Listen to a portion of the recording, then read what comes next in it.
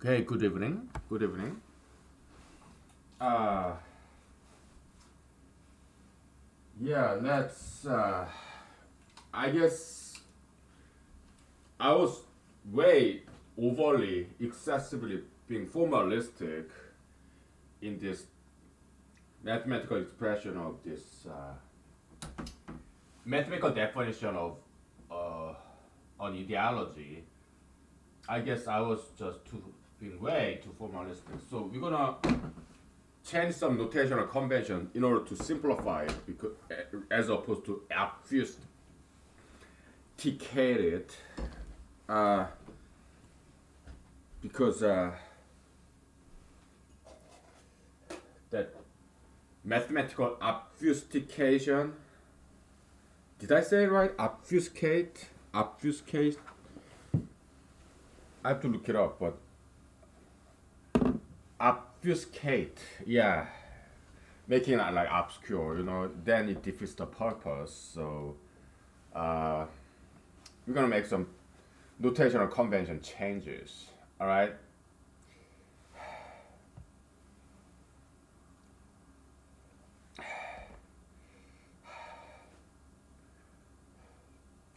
So this is a what's called power set of all the subsets of original set A, and because it's in common usage in mathematics, we'll just reuse it.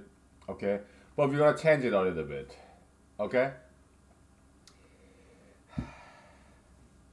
this guy 2 to the eighth dot, it means uh, an element of this power set, but excluding empty set. Okay, all right. So that's our redefinition of this notation, dot notation. Okay, so dot on top dot notation. All right, and if you do that, oh boy.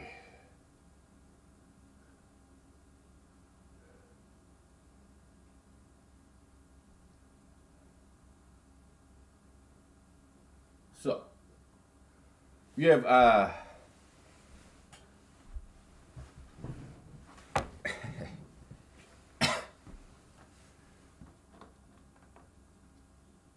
you have cardio set, right? Cardio.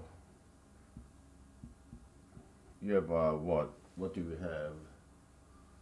Run, bicycle, or swim, right? And muscular exercise. Uh,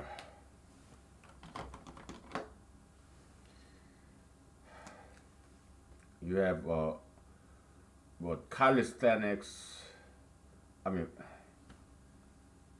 body weight,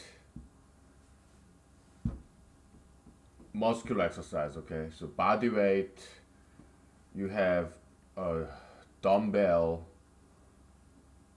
You have bench press, right? So, but I realize we have to do one more thing. Okay, you have to do stretching. All right, stretching.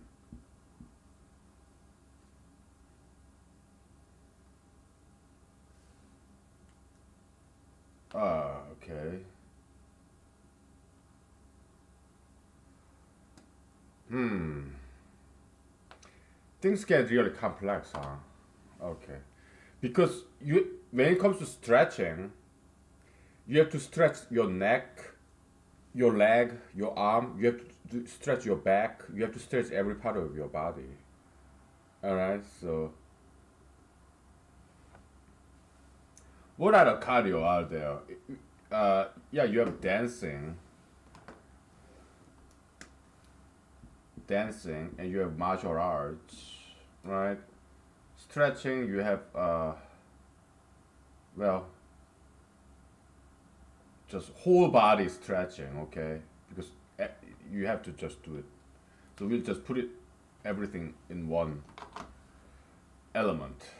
Whole body stretching, okay? Because you have to do everything there. So it's not a choice like body weight, dumbbell, what, bench press. No, no. That's optional. Okay, you should choose one or at least one of this as for muscle exercise. For cardio, again, it's a choice. Just do one at least one of this. Okay, on a regular basis. Exercise isn't. All right, so.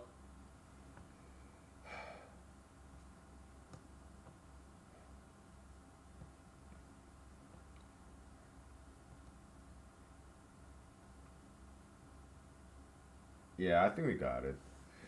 Exerciseism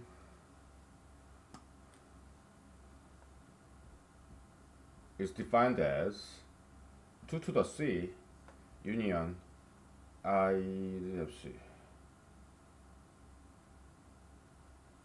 2 to the C dot union 2 to the mu dot union 2 to the S stretching dot. Kinda, okay, yeah, we're still hazy, just a little bit, because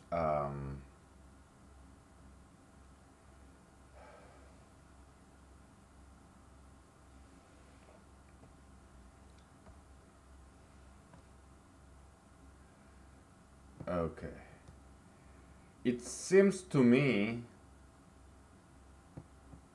it has to be okay. Now,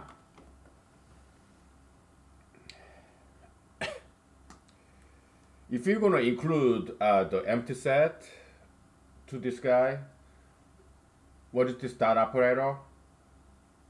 Yesterday we found out that it's the inverse function of juxtaposition operator. Okay, that's what the operator is.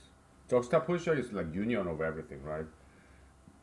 Dot operation is extraction of one member out of this set. Okay, so no. If you want empty set to be included, then you do this circle here instead of this filled in dot.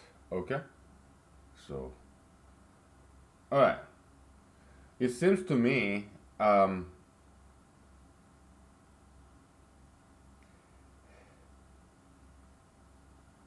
and this power set,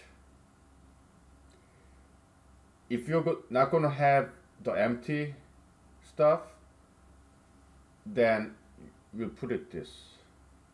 Put plus up there, okay? Meaning 2 to the 8th minus this element, empty set. Okay? Alright. Okay.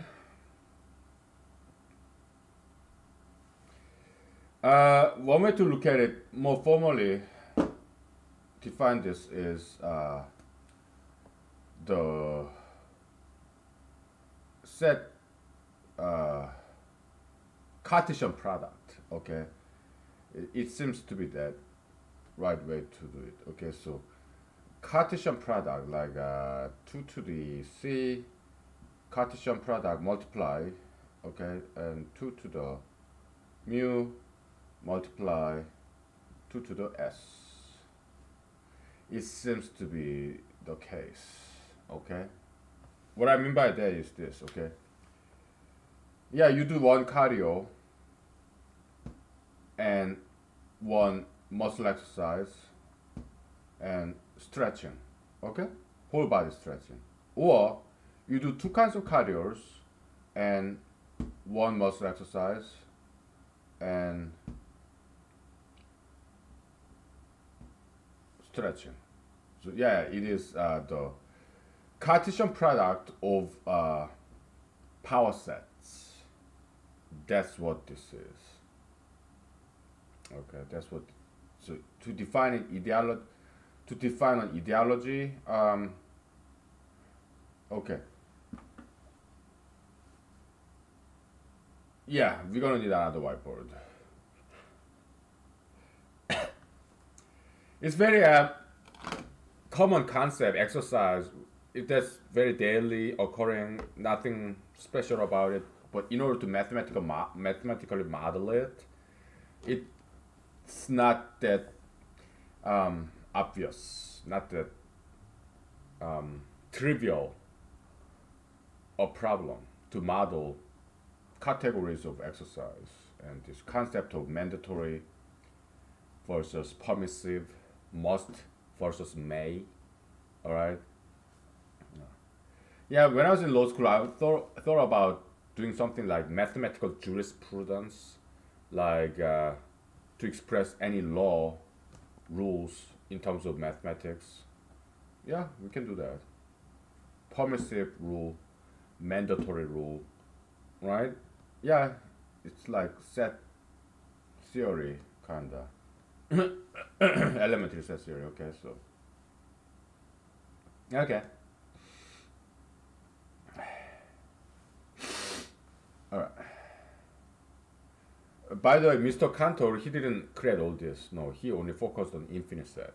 Okay, so uh, Mr. Cantor's contribution in set theory is greatly overrated. Okay, there are other people who contribute to set theory like George Boole, like Bourbaki people, and also what's his name? Piano, right?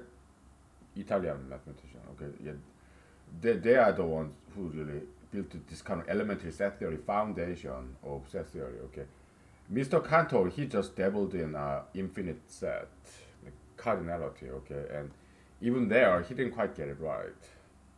Okay, so Mr. Cantor's contribution to set theory is greatly exaggerated. All right, Mr. Cantor did not come up with set theory. He didn't. It already existed. He just focused on infinite set. That's it. Okay. What can I tell you? Okay. So Mr. Cantor, he's not the founding father of set theory. No, he kind of popularized it. Okay, so it's like Bruce Lee, right? Bruce Lee didn't invent nunchucks. He popularized nunchucks. Like Einstein, Mr. Einstein did not invent tensor calculus. He popularized it, right? Mr. Cantor, yeah, he didn't invent set theory. He popularized it. Okay, so that's his contribution, which is important. Okay, but he's not the founding father figure, mother figure of set theory. He's not. All right.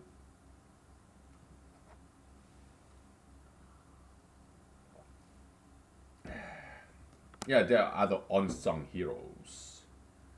Set theory. Okay,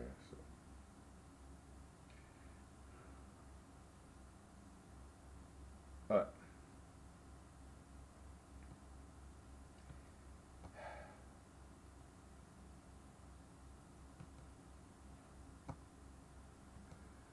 let's take a break, okay? Oh, yeah, we're gonna grab another whiteboard. So yeah. Okay.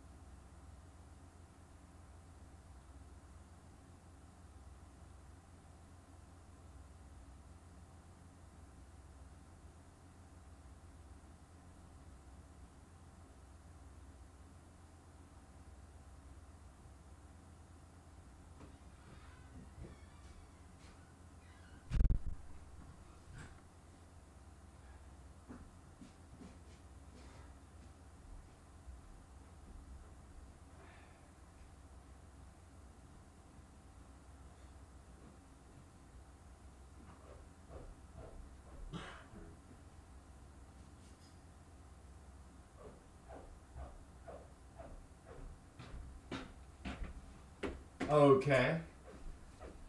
So let's take a break from all this. But let's switch out the whiteboard, okay? Well, do you need to think about this? Okay, I leave it on. Just in case you want to think about this. So, yesterday I ate this margarine, this plant, I mean, vegetable based, this oil spread with my 9-grain bread. It was wonderful. And then we're acting, okay, acting alert, performance alert. And then, so it was yummy, it was delicious, this vegetable oil spread on the butter. I mean, like they looked like butter, it's margarine on bread, and it was fantastic. And then I see this oil and fat going down and sit right on my belly, and I didn't like it, so I had to trash it. I mean, the rest of the this margarine, yeah, I trashed it. Why? Because I cannot trash my body like this. I didn't like the way it looked, this belly fat. Yeah, I also trashed that hazelnut chocolate spread as well. So it's in the trash can now. So I had to, okay. But it was good. I ate them like once, one each. It was good. I don't regret it. All right. So now we are ready to formalize this. But let's do one more. Okay, one more. Uh,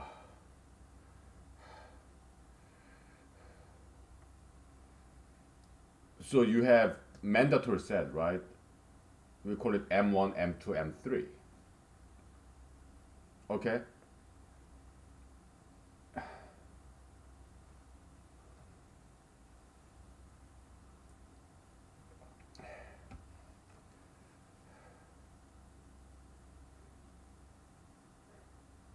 Then you have permissive set P11, P12, P13, P21, P22, P23, and P31. Okay, so third row, first column is that concept. Okay, so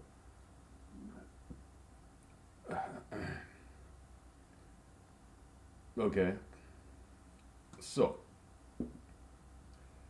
M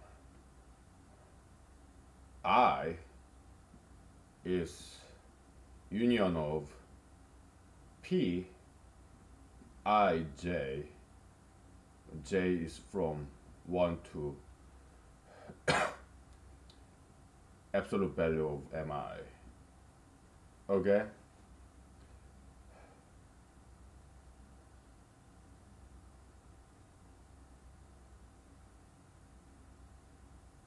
Well, actually, yeah. So that's how we define this mandatory mandatory set. Okay, so and we do the power set operator, right? Okay. So ideology is equal to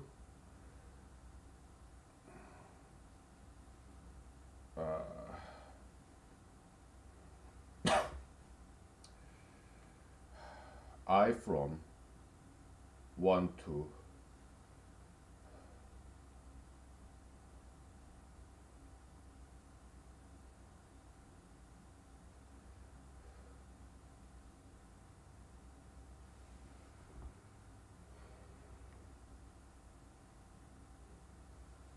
I guess it's N 2 to the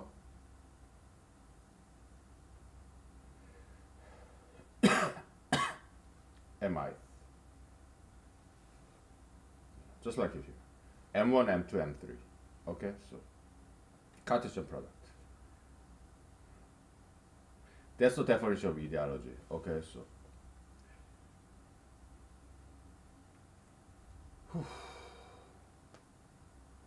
yeah, it's not difficult, but it's abstract. So go ahead and publish this if you want to. Okay, I'm not going to. All right, I don't think it's worthwhile, really.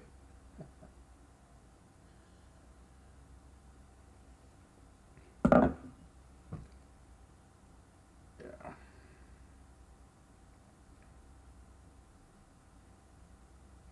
It is worthwhile to be published one day if I have an audience. If I once I become a very famous person, maybe I retire or I make a lot of revenue, a lot of money, so a lot of time, then and a lot of audience readers. Then yeah, I publish this into books.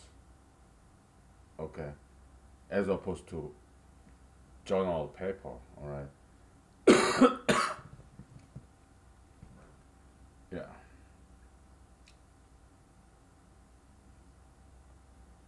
We got it. Okay.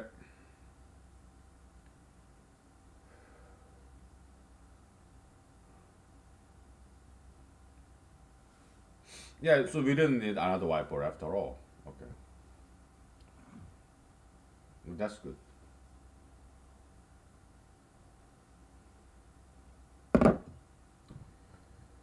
Wow.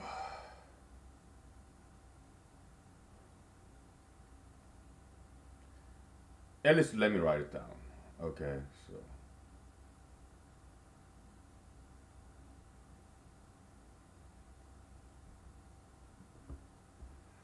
Whew. We got it. Took us a while, but it wasn't difficult. Yeah.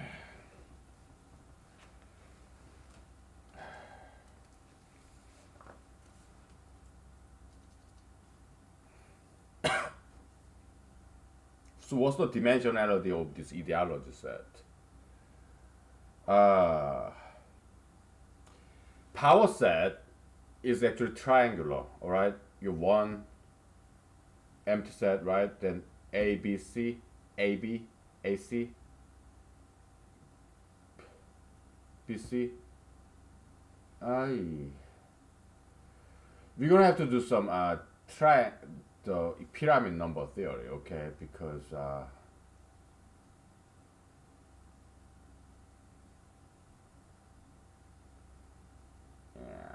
kinda.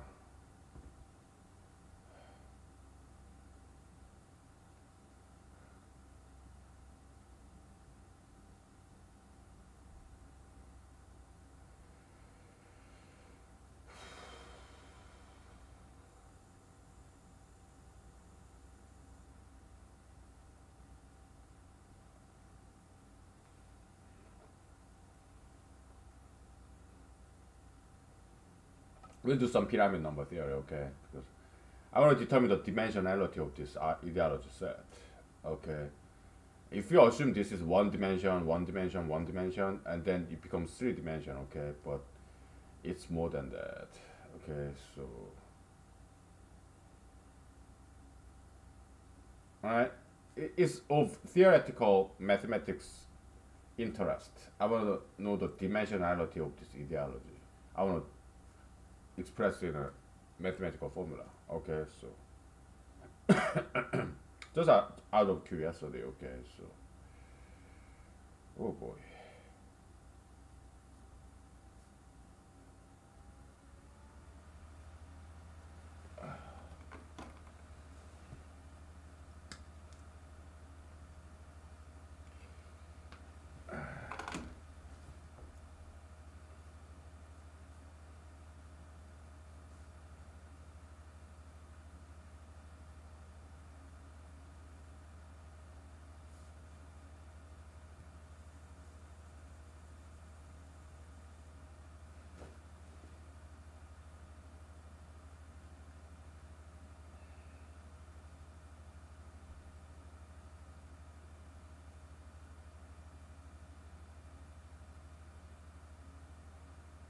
Okay.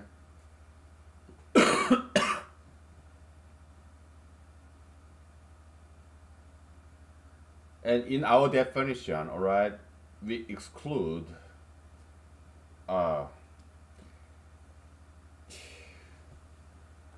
we're gonna exclude the empty set, okay? Because they are mandatory sets, all right? So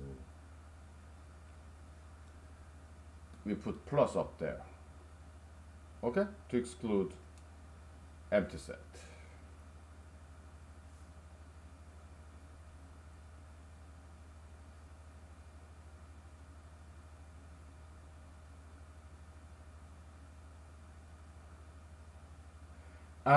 How about 2 to the a plus instead of putting on top, right? We just put the a plus, okay? So that it's easier to type.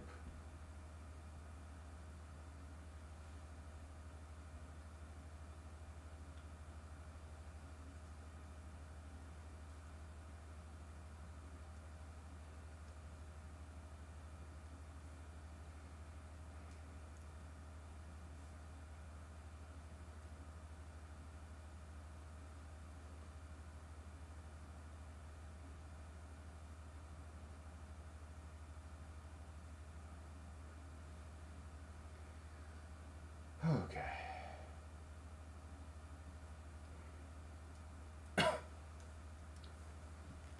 Yeah.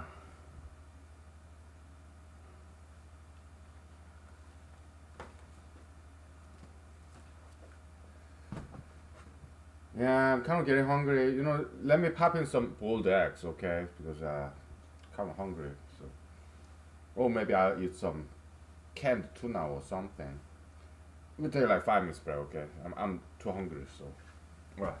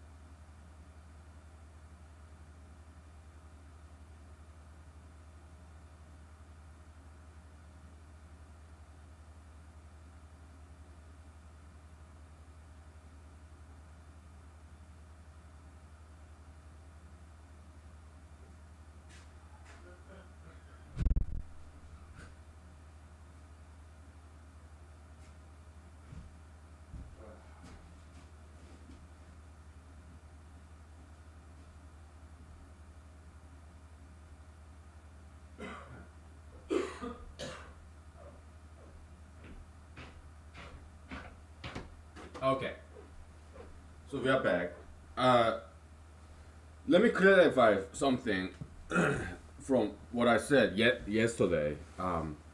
Yeah, one of my uncles passed away a couple of years ago. Okay, so all my current family members, they are doing fantastic. Okay, there's no coronavirus situation in my family. Okay, in America, remote relatives and also in Korea, they are doing fine. Okay, so just want to clarify. Okay, so pyramid number theory. Okay, before that, yeah, the surviving members, we are the legacy survivors of our ancestors, right? Yeah, my uncle, very inspirational figure. He encouraged me to be a scholar, and yeah, that's what I'm doing now, right? Yeah, something very obscure, but still, it's worthwhile to do. So, non mainstream, right? Yeah, it doesn't matter. Okay, so one day it can become mainstream. Okay, so that's what he told me. All right, so but to publish this, most likely I probably have to become a professor somewhere, so that I have PhD students and postdoctorals. Uh, so that what is postdoctoral? They are the people with PhDs already, but haven't got the professor job yet. So they're the postdocs, okay? And because I probably need some help, who type this all up, okay? But if I retire somehow, then I will have, if I have money and time there, I can do it myself. No big deal, okay? But I'm not gonna write a book unless I have readers and audience, okay? So, yeah.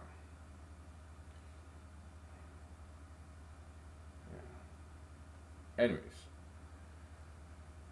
we have to do a pyramid number theory. Why? Because pyramid number theory is very important in dimensionology. We already did some dimensionology before, right?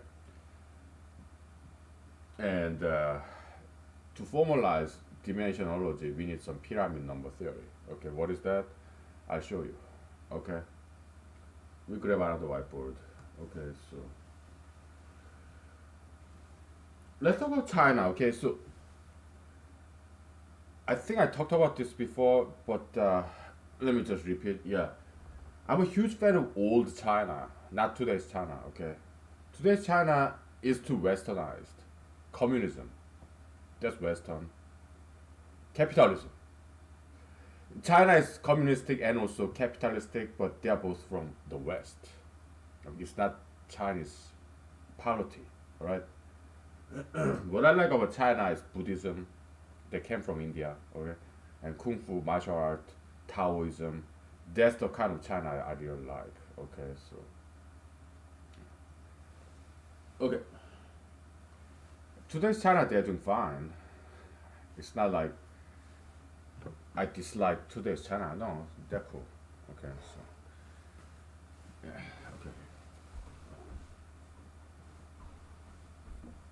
okay. Pyramid number theory,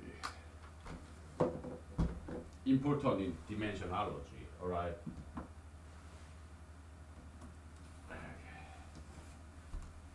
Because we want to determine the dimensionality of the ideology set. Okay.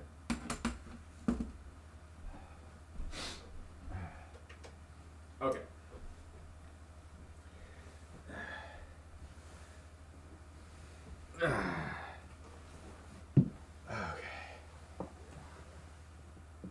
So if some of your family members passed away because of coronavirus, I'm sorry, but that's why it helps you to have religion. Okay, you believe in afterlife. Okay, so yeah.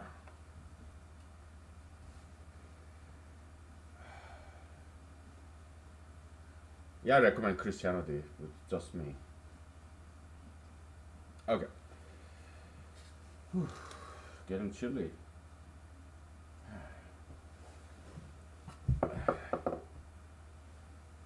Okay.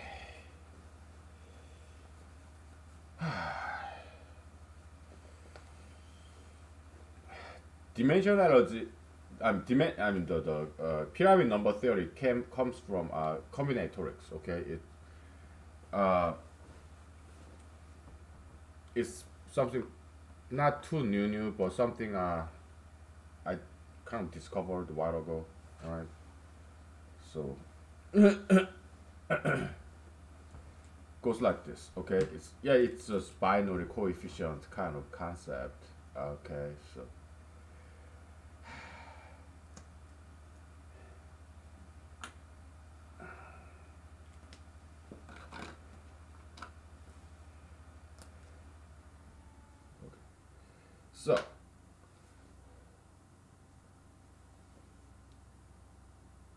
think about like 5C1. So you have 1, 2, 3, 4, 5, right?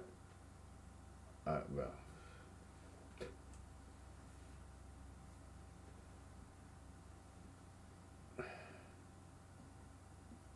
out of 1, 2, 3, 4, 6, 4, 5, you pick one of them. Okay. Now 5C2, pick two out of these guys. Okay.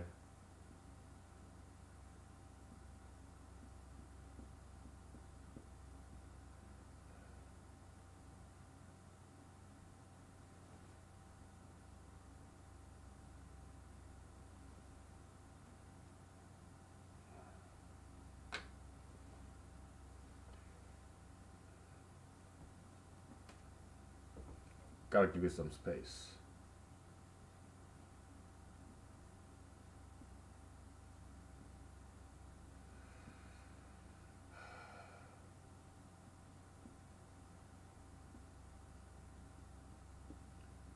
Yeah, it's systematic enumeration. Okay.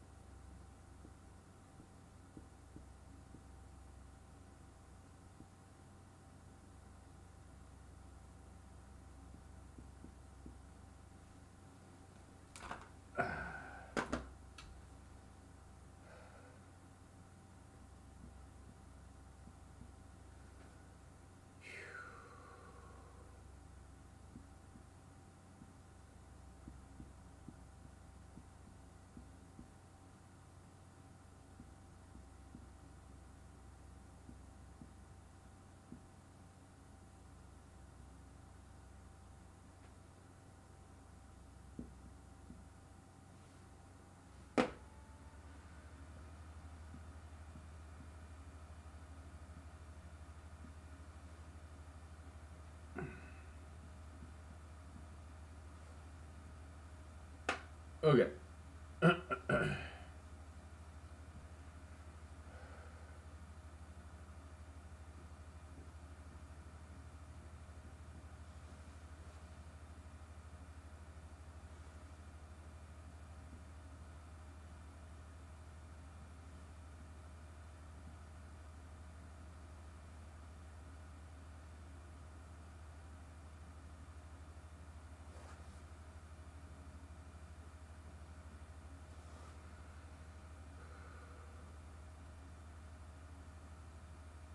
Okay.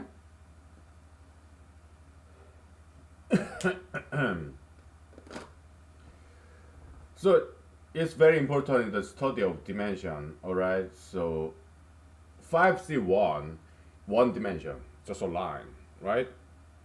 5C2, two dimension, is a triangle. Okay. 5C3, it's a pyramid. Okay. You have triangle, big triangle at the base, and second triangle.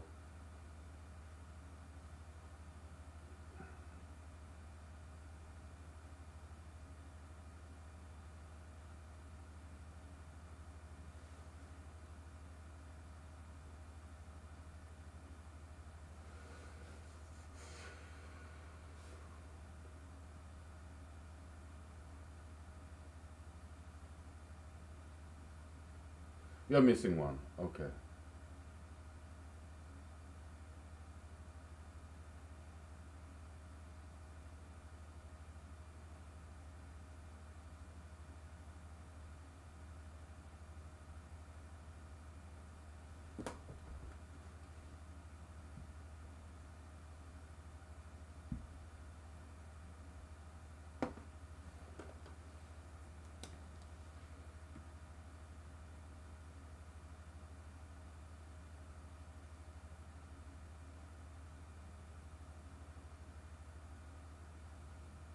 There we go. Okay.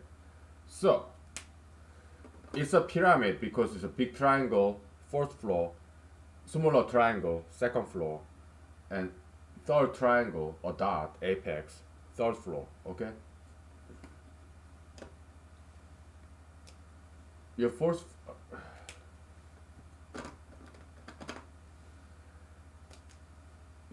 floor, okay, triangle, right triangle, then you have second floor, smaller triangle, and third floor, okay? So it's a pyramid, three-dimensional object, okay? Now, 5C4, yeah, right now it just looks like triangle, right? 5C5, now it just looks like just a dot, right? But when you increase this number, like NC, let's say like 10C4 or 100C4, then you see a four-dimensional object. What is that? It's collection of pyramids. Like, so you have line, right? One dimension. And then you have a triangle or plane, two dimension. Why? Because one dimension you just had one row. The second dimension you have rows on top of each other. Okay. Well, first dimension you only have columns.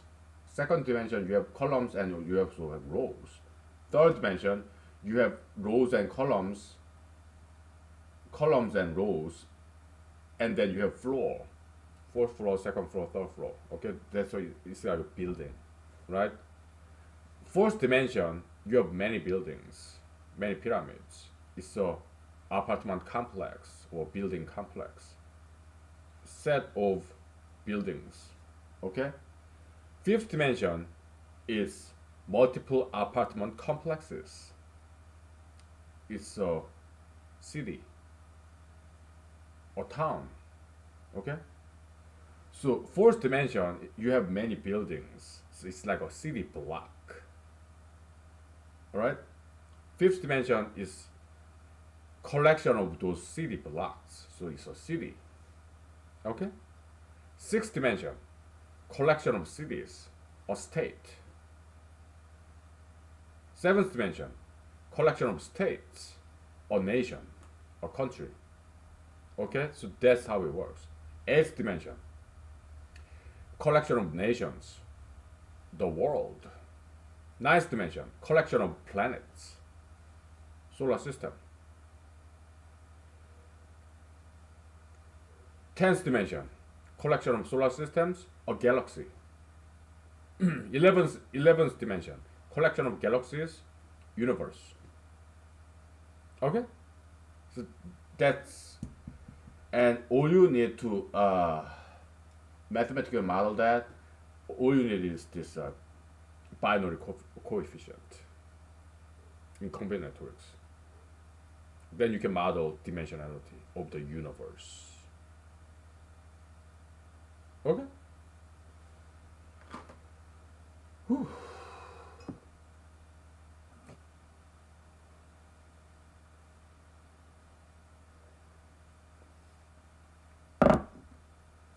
And what's the minimum number? We have NCR. What's the minimum N in order to see the four-dimensional object?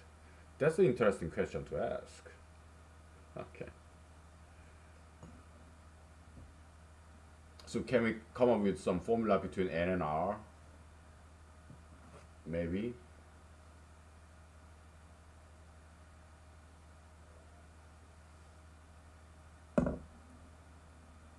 For example, in order to see one dimension, the full one dimension, because if you have only one C1, that's not one dimension, so that's zeroth dimension because it's a dot. But if you have two C1, then yeah, you have 1 and 2, so that's one dimension, okay? So how about 3C2? 2C2? No.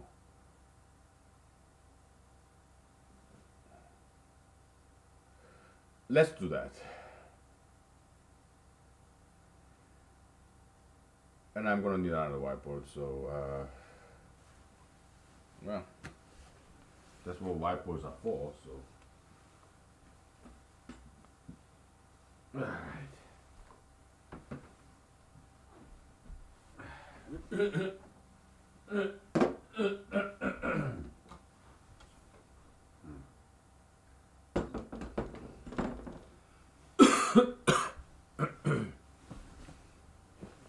Okay.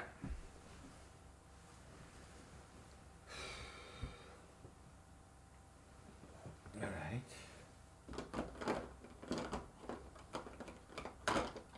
It's too crowded over there, so let's lessen the burden. Before I erase, I want to take a picture of this. No, I won't. Why? Because it's wrong. This formula is wrong. It's not a correct formula, so we came up with correct one 10 minutes ago, right? Okay, let's take 5 minutes break. Right? I need some vocal rest. All right, so let's just do one.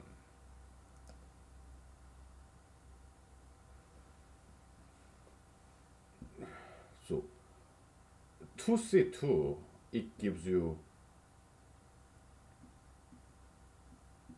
zeroth dimension, right? 3C2, well,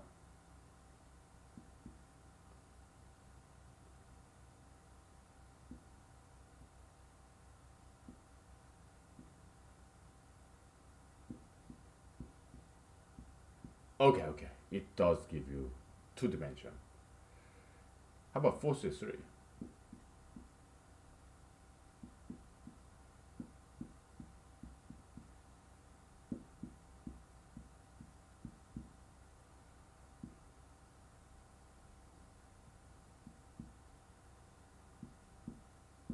Oh, it does give you 3 dimension, okay? Fourth floor, second floor, okay. Yeah, looks like n just need to be 1 more than 3. That seems to be the case. No, that's not true. Because 5C4, it does not give us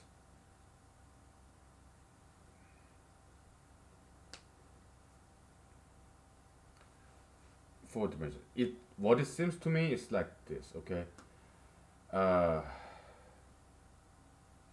You have NCR, right? NCR set, and the dimensionality of that is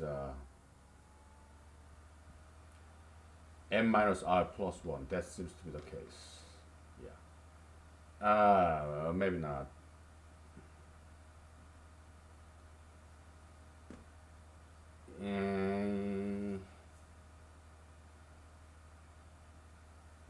No, this is not true.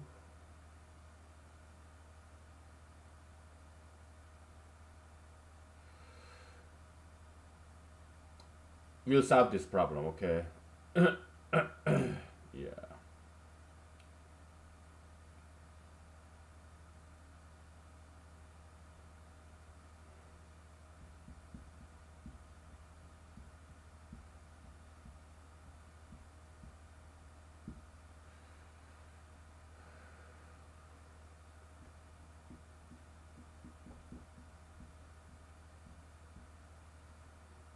Okay.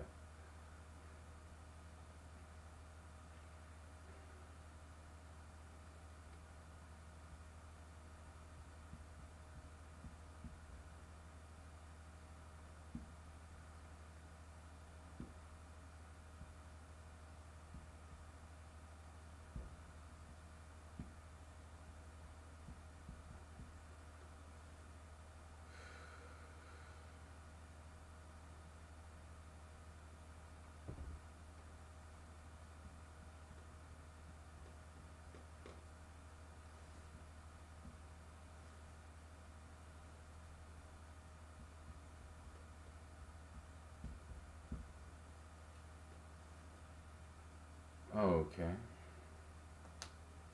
Yeah, let's take a break and think about this, okay? It's interesting combinatorial problem, but dimensionology, yeah, that's interesting subject, so we'll go ahead and do this, okay? Alright, let's take 5 minutes. Interesting.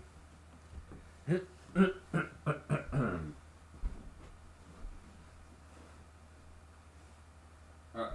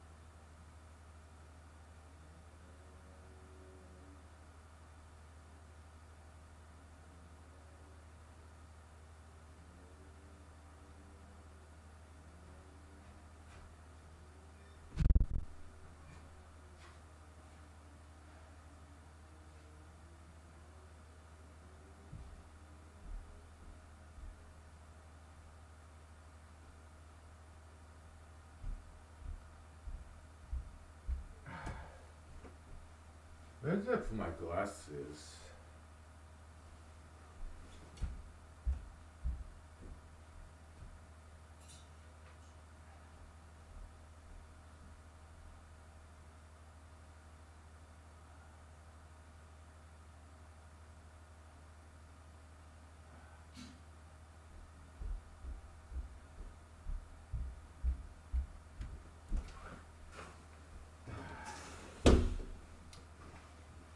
Anyway, I think I joked about Prince Harry and Miss Meghan Markle and also Miss Ivanka Trump and Mr. Jared Kushner.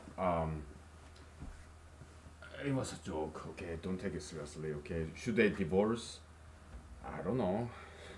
I'll leave it to God, okay?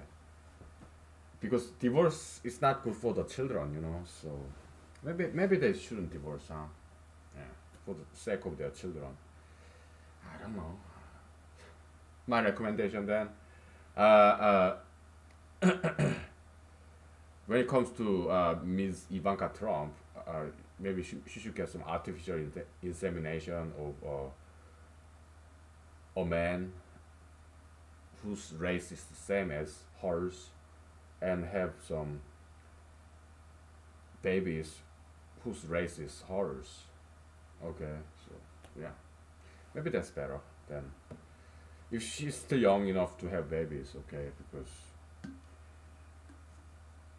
uh, she may not be too young to have babies. Okay, so and that's not good. Okay, because health is also important. So whatever. Let's think about this. Okay.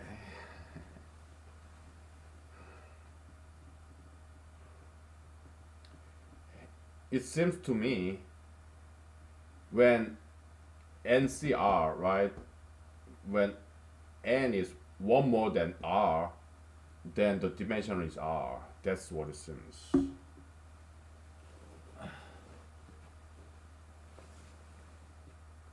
Like 2C1, 1 and 2. That's one dimension, right? Oh, yeah, yeah. Okay. It's a tricky problem, right? Welcome to pyramid number theory, alright? And this dimensional analysis in pyramid number theory, I haven't done that yet. So this is first time for me, and most likely to the world as well. Alright? So yeah. Yeah, this human analysis is good because you get to observe how science is made, how mathematics is made. Okay, I'm not just giving you result. No, I'm learning at the same time while I'm teaching you. Okay, we are both learning. Okay, it's just like Jesus said. Yeah, Holy Spirit is your only teacher. So, yeah, we are all students. Okay, I'm just master of ceremony, MC. Okay, DJ.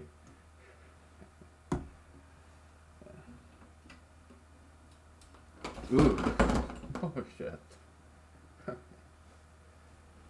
I want some space. So, okay, so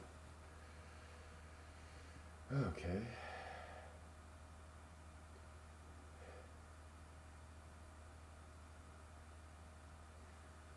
It seems hypothesis dimension of NC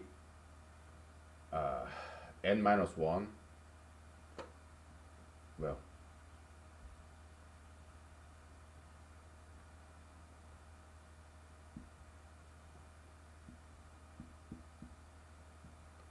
r plus 1 CR, it seems to be R. Okay, so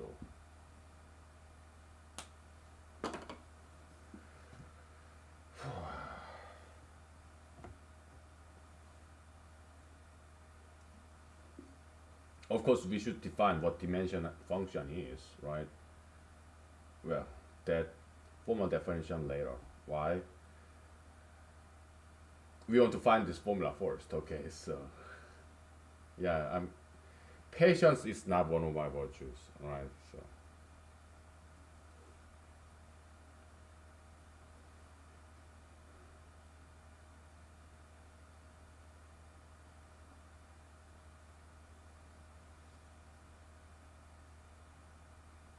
but we just found counterexample.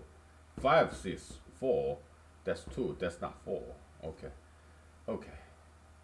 So, yeah. This also we disproved it, right? So,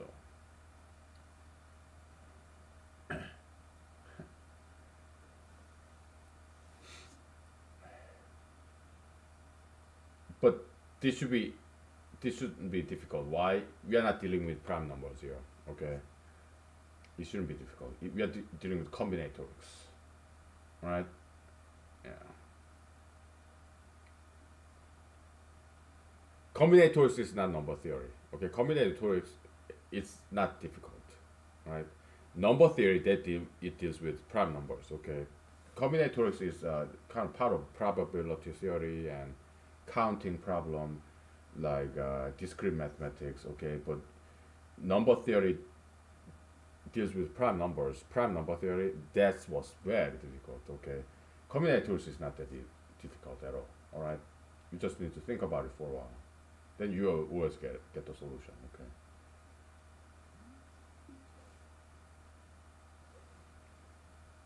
All right. Okay.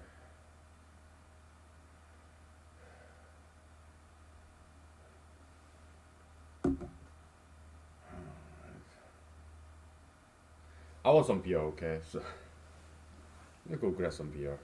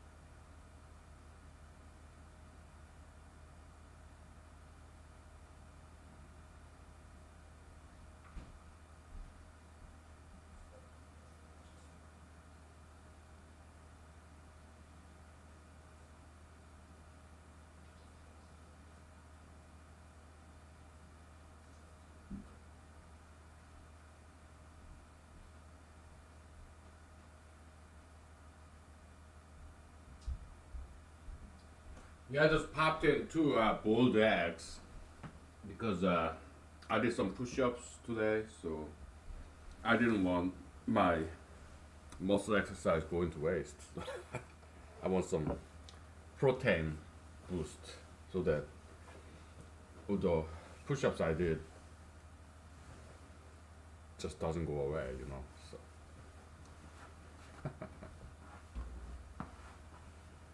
okay, all right. Let's think about this.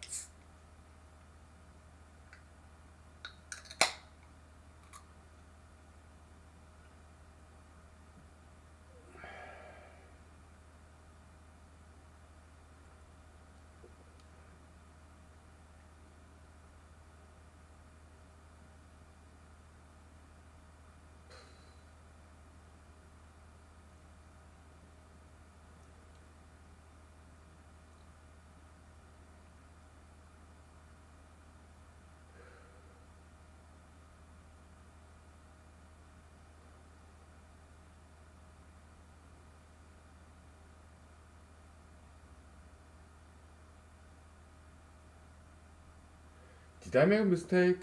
I think so. Why?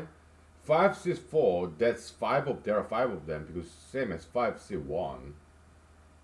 I must have made a mistake. Oh boy. Never mind.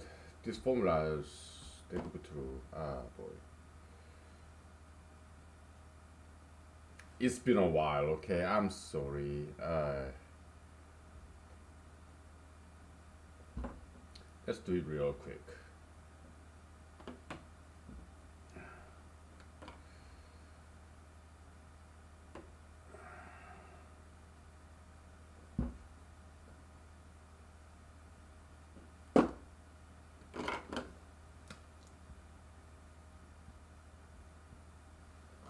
Let's make some room.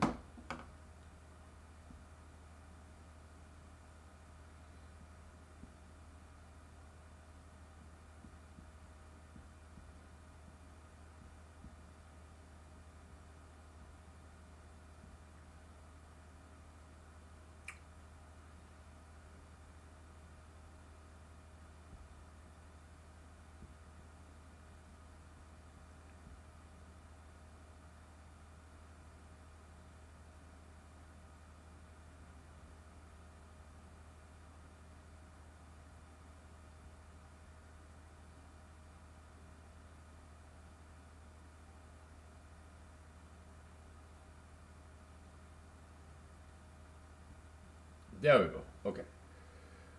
Okay, so we do have 4 dimension here. Good. Why? I tell you why. You have a triangle, right? And triangle, apex. So first floor, second floor. This is building number 1. Okay?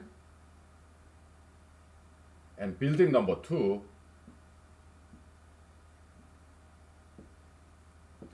it has only one. It's like a gate guards hut. Okay? One room. That's one building. Okay? You do see 4 dimension, okay? Because one building is 3 dimension, right? 2 triangles, okay? Pyramid. So, and this building number 2 is just one room building, the gate guards hut shack. All right, there we go. Okay. So this may be true then. Okay, is this true? No. Okay, we're making good progress here. Okay, so okay, okay.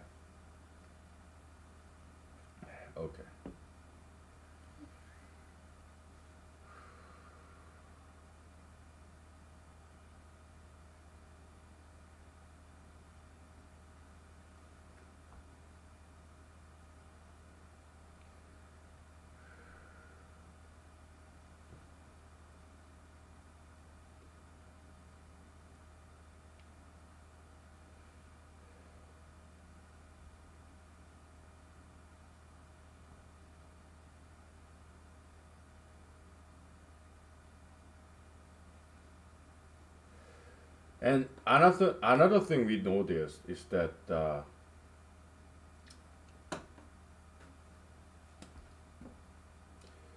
dimension of R C R, it seems to be always 0. Mhm.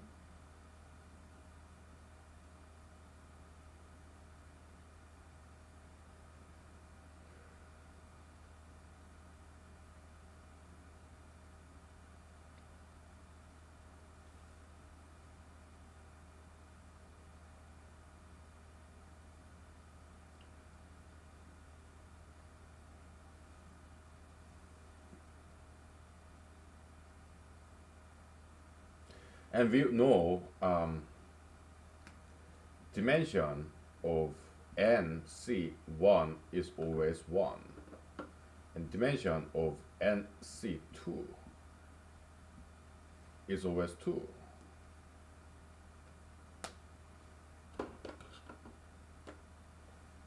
I mean, if n is big enough, okay.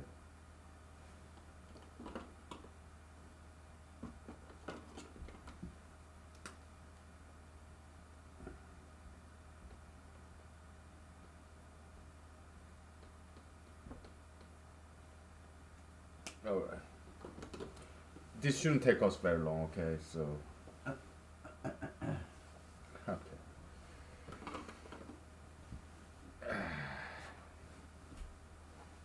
Yeah, all these things are publication material, all right? Yeah, you can publish this. Hopefully, they accept it.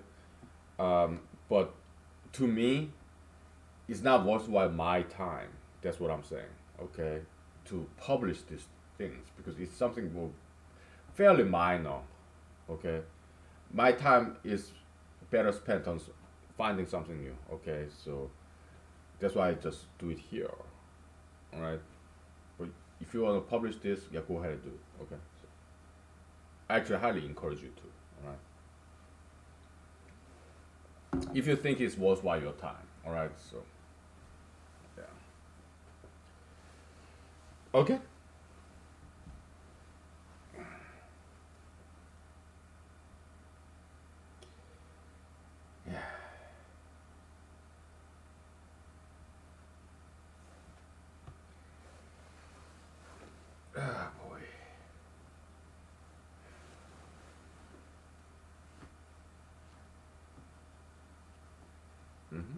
Okay, okay.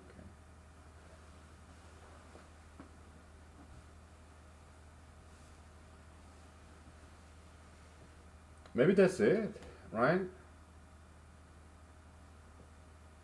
I think we got everything. NCR, when n is equal to r, is 0. And by definition, n is larger than r or equal to r, so all other cases, it's just r. That seems to be the case. Okay, okay, good enough. Hmm. So then how do you express d of NCR?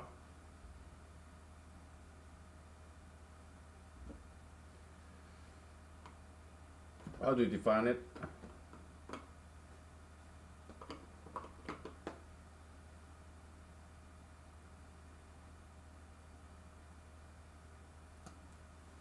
Yeah, the Boolean hybrid, right, is 0 if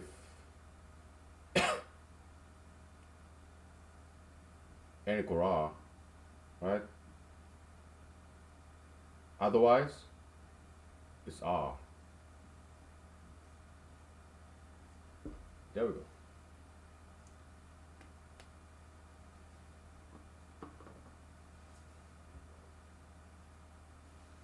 Yeah. I'm not going to prove this, all right?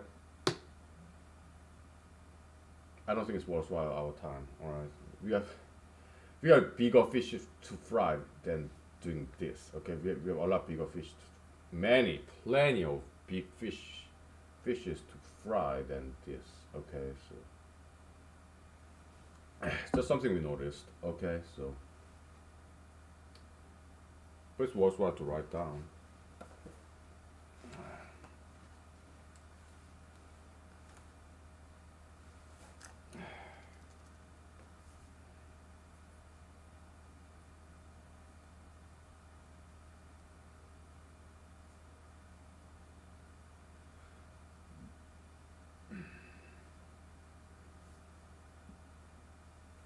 Okay. Yeah, we'll just move on. All right. So. Wait a minute.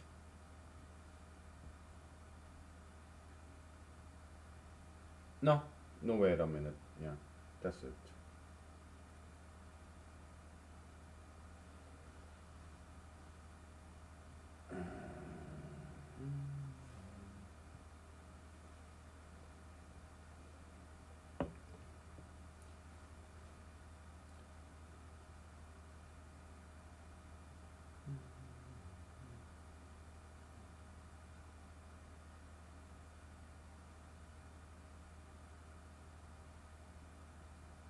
Yeah, yeah, yeah. I'm satisfied. So our original question, okay? What's the minimum number of n when we want to see the full picture of this rth dimension? Yeah, r plus one. Okay, because when r is equal to r, that's zero dimension, right? So n has to be bigger than r. So what's the smallest number that's bigger than r? R plus 1. Okay, so we answered our question. Very good. We got it. Now let's get back to our ideology formula and try to find what's the dimensionality of the ideology set. How can we express that in mathematical language? Okay, we'll take 5 minutes and we'll get back to that. Okay, so let me take a picture of this. All right. Okay.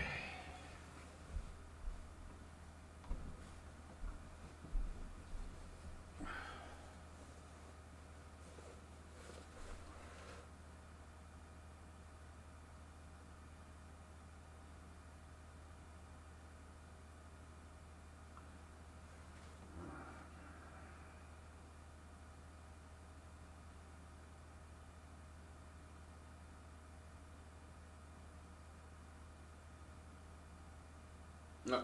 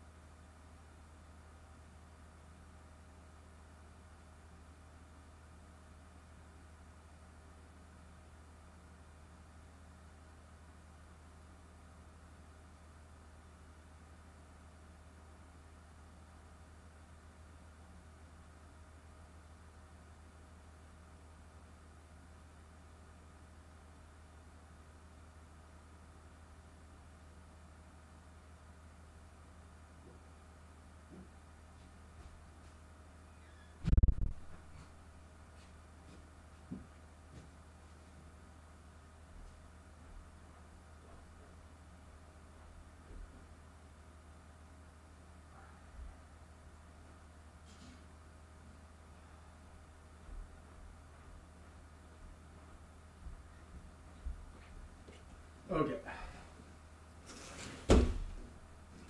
I guess yesterday I think said many things that's kind of not quite, not very politically correct. Okay, so let me clarify. Okay, I'm not correcting anything. Okay, but yeah, we love purely black race, purely white race. They have some scarcity value because they're kind of rare compared to the rest of us, brown race. Okay, but yeah, brown race is beautiful. Okay, so don't get me wrong. You're beautiful people. Okay, so you're all valuable people. Okay, so yeah. Okay, now set of all subsets, power set. That's what we have. Okay, just put this squiggly curly bracket in every this element. Okay, then you have power set right here. Okay, we don't care about empty set. Okay, so we exclude it. We don't need it here. Okay, so what's the dimensionality of this power set?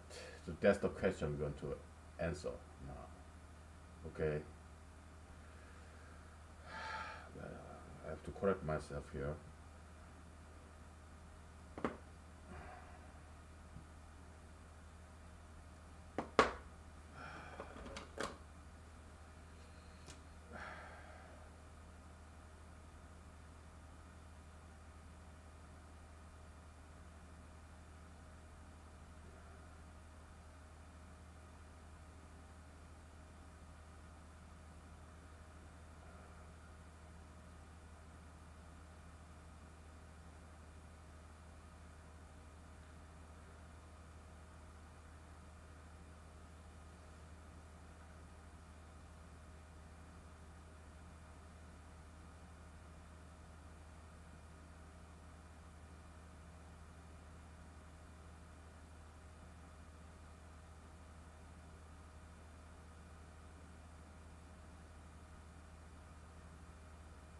Okay.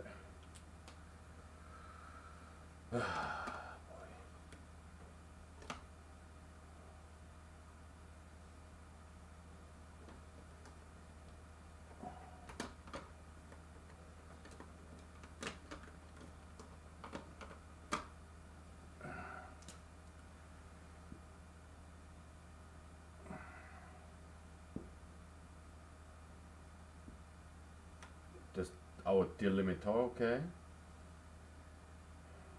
So triangle, another triangle. So that's a building, and this guy is one room building. Okay, the gate post.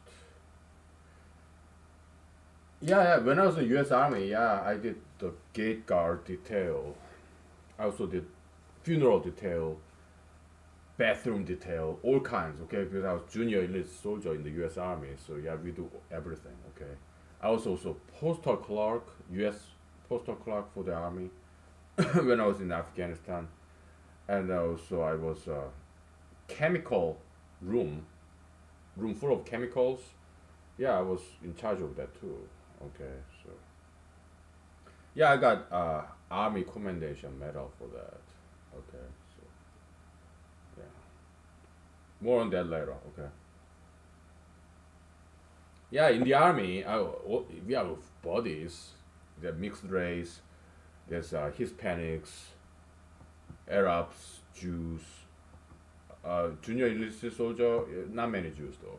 Okay, very few Arabs. All right, but yeah, when I went to graduate school, PhD, yeah, I've seen more number of Arabs, more number of Indians, more number of Jews. Okay, but when I was in the U.S. Army, it was we didn't see many Arabs or Jews or Indians, but we saw a lot of natives, American natives.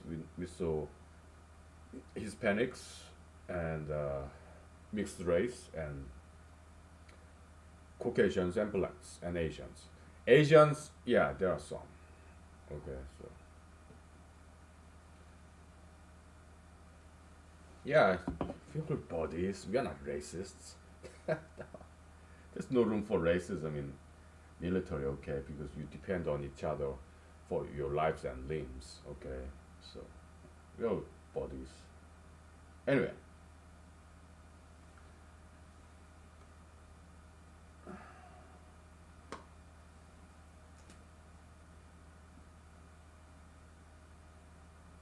so you're building one, okay?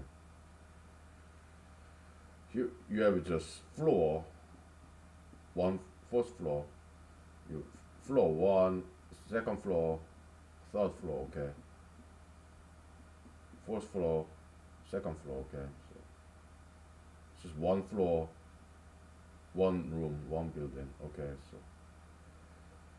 okay.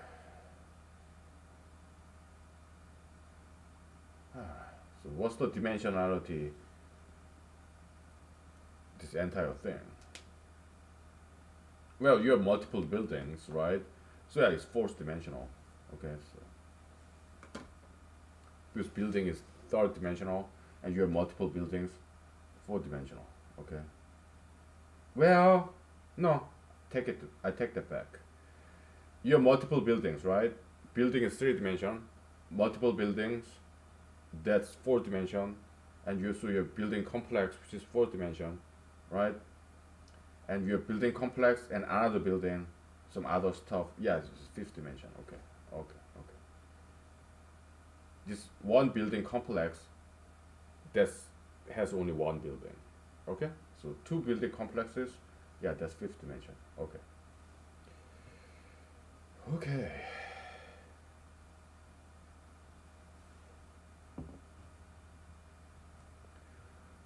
So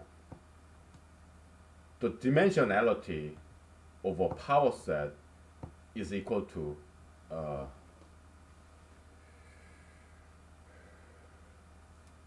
to generalize this, we're not going to do any proof, okay? We don't have time.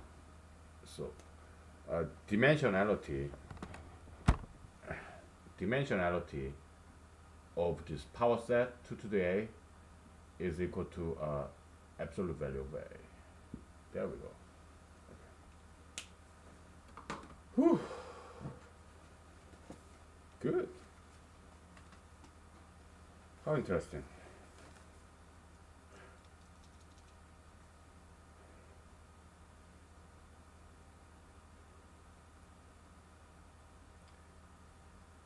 Okay.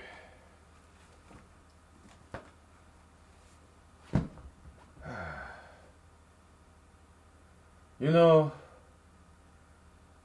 like everybody else, I'm a sinner. I sin, commit mistake, and also if ever I make a lot of mistakes even here.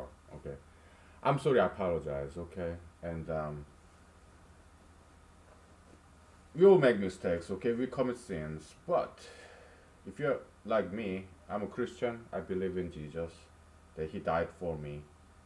So Jesus died so that we live, so that we get forgiven. Okay, so yeah, we have to do what He says. Okay.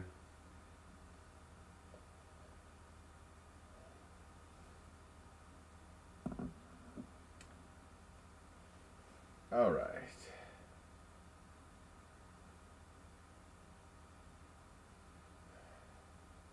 Can we prove this with the formula that we came up with before? Maybe. Maybe there's something worthwhile to do. Let's see. If it's something very simple, we'll just prove it, okay? So,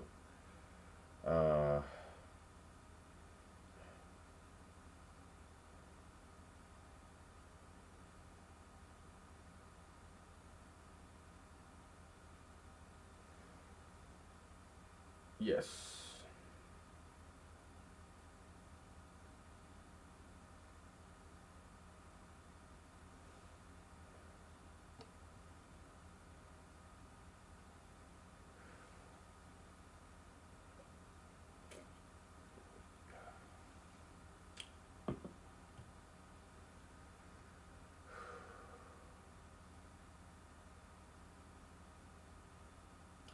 Yeah, kind of sketchy, okay? So you have fourth dimension, right? And then here you have three dimension, but because they belong to different group, we just call it this guy. It's three dimension, but it's also four dimension. Why? Because it's standalone. So it's a building complex with only one building. Okay. Yeah, you can see it that way. So you have building complex and another building complex. Building complex fourth dimension. So two different building complexes. Yeah, that's fifth dimension. So in previous formula we have R, right? So R plus one, N. Okay. So okay. Mm-hmm. Yeah, yeah. So that's the proof. Yeah, just conceptual proof. That's enough. Okay. We don't have time for formalism. All right. So we just move on. Okay. Oh boy. Yeah, I had one tuna, the small tuna can, flat, and then two egg, boiled eggs. So I'm full. So when I'm full, when I'm digesting, I'm very low energy because all my energy is focusing on digesting those food I just ate. So I'm kind of sleepy, nappy.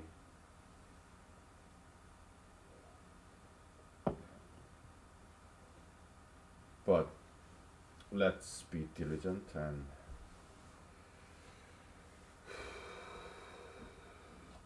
okay. Find the dimensionality of that ideology that we found.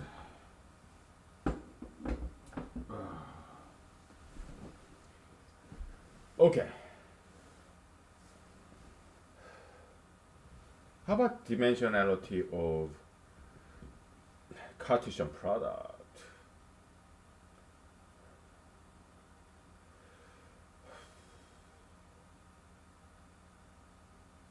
We're gonna need another whiteboard for that. Okay, so we know the dimensionality of this is absolute value of C, absolute value of mu, absolute value of S. But when you do Cartesian product, what does that look like? Ah boy.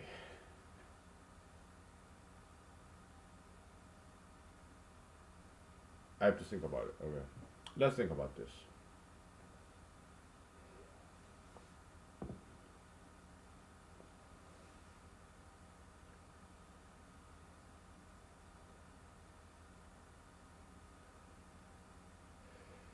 My guess is additive. Addition, summation. Okay, that'll be my guess. We'll make some examples. Okay, so. Oh boy. Yeah, so hypothesis, it should be just absolute value of this plus, plus, plus. So this will be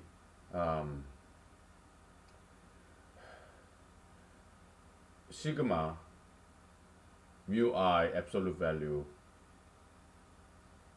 I from 1 to n. Most likely, yeah, that's the hypothesis. Okay, so dimensionality of I is, it's not defined as, okay, it's something we can prove. All right, so sigma I from 1 to n. N is the number of mandatory sets. Okay. One mandatory set have a lot of permissive elements. Okay. Yeah, and 2 to the mu I,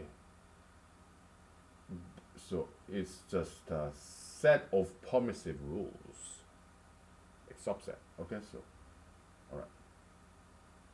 This mandatory rule is composed of permissive elements. Okay, and 2 to the mandatory set mu I mi is the subset of the permissive rules. Okay, so now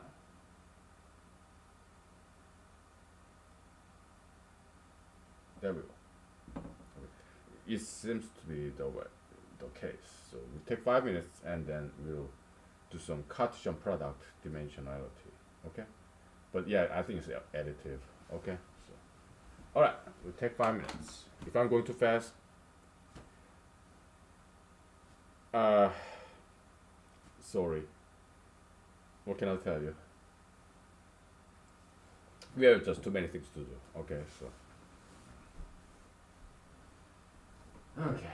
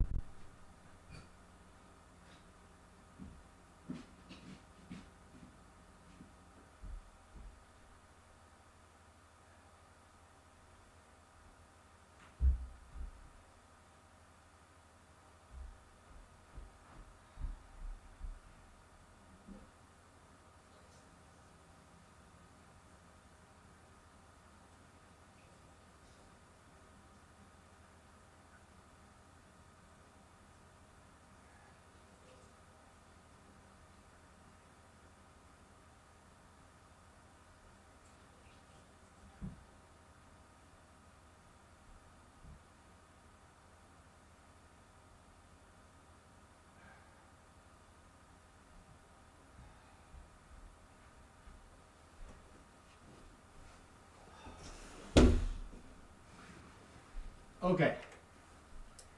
Are you angry at me? I'm sorry. Did I hurt your feelings? Did I go too fast with this? I'm sorry. How about this as an apology? I sing your song. How about that? Huh? Oh, mathematics, humanology. Forget it. Forget about it. Forget about it. Let me sing your song, okay?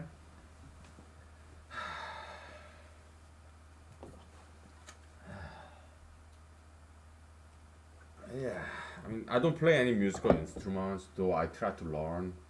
I even tried to learn violin, okay?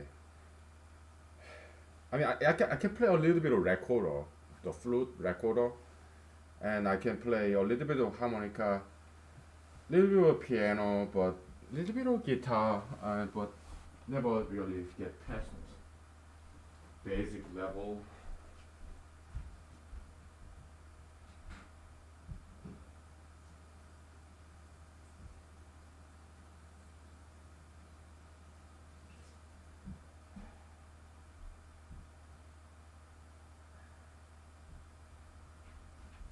But I can sing. I mean, perhaps not very well. I can dance, do martial arts, but not very well. Just I enjoy doing it. That's all that matters, right? Yeah. And who cares if other people enjoy listening to us as long as we enjoy doing those things? That's all that matters, right? Yeah. I'm like amateur. Okay. John Lennon. Alright? Imagine.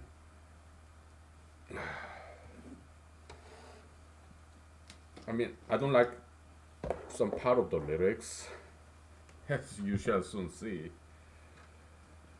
But it's a good song, right? Song of Peace. Though his ideas may got it wrong, but the tune superb, right? It's very well written melody, and he played the piano himself. Very well done. Good rendition. As a singer songwriter,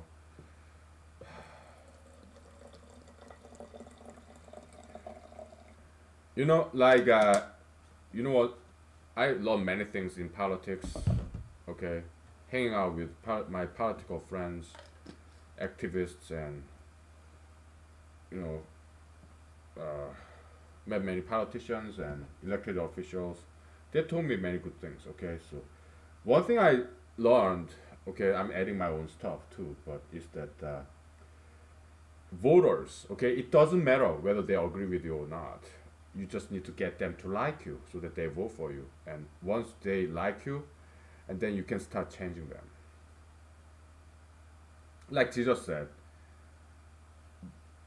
he said things about crimes, make analogy with crimes. I don't know why he did that, but he said like Jesus said like I will come to you like a thief.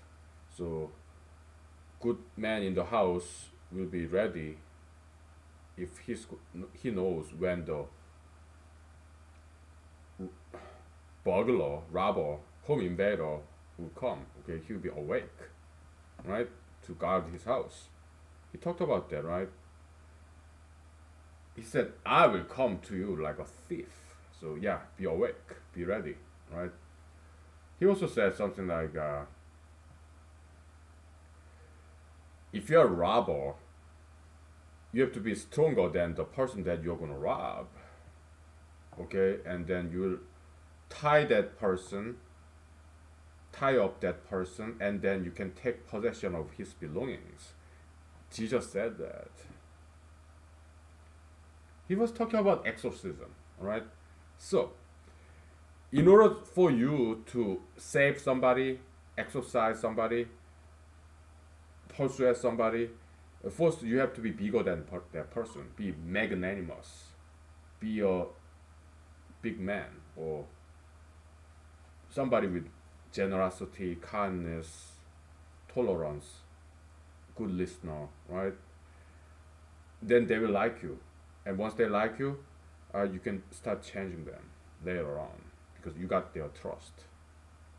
Okay, so that's exorcism. Okay, exorcismology.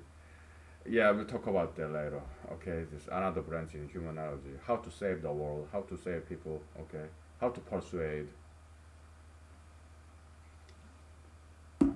Exorcismology. Okay, humanology is a big field. Okay, and Goldbach's conjecture will get back to it when we feel like it. Okay, because humanology is by far more important, right?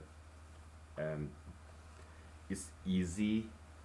It's just that there's a lot. It's more quantitative than qualitative. Okay, Goldbach's conjecture, pure quality. Okay, it's not an important problem per se, but it's an interesting problem. So we'll get back to it when we want it. Okay, so now it's back burner. Why? Because we don't even know we're gonna ever be able to solve it or not. Humanology, yeah, we know for sure we'll solve those problems. Why? Because they are not prime numbers. They don't deal with prime numbers. So it's just a matter of time. Okay, so well, let me zip it up and sing. Okay. Well, first I need to drink. I mean, how can I sing without being drunk first? Because I enjoy singing and I drink when I enjoy something. Okay. Pushing away my footstool. Alright.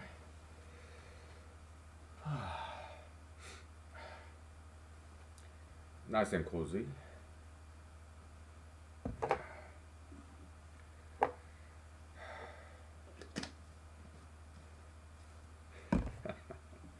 I'm not gonna cry when I sing this song, okay?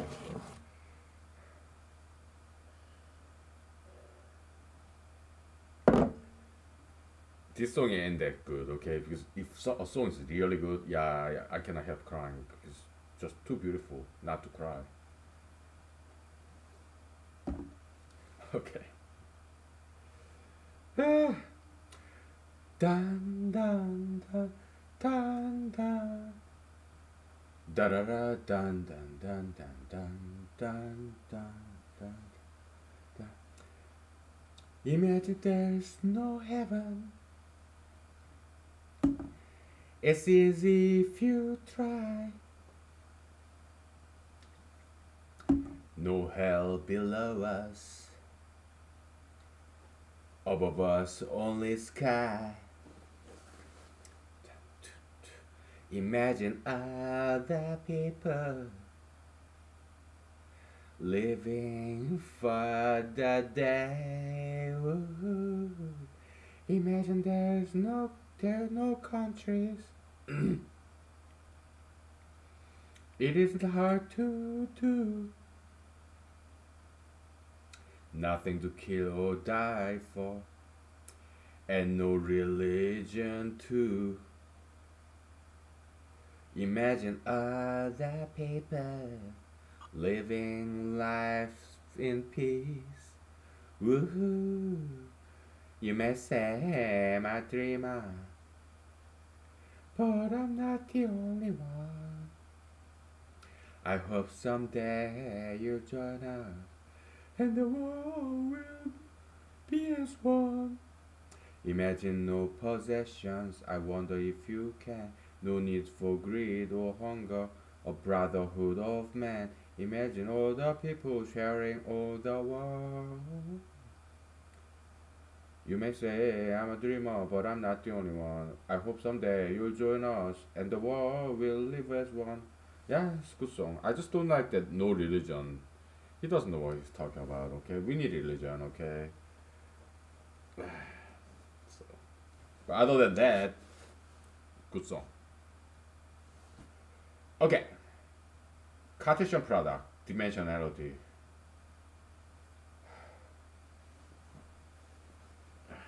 You gotta grab another whiteboard, okay? Yeah.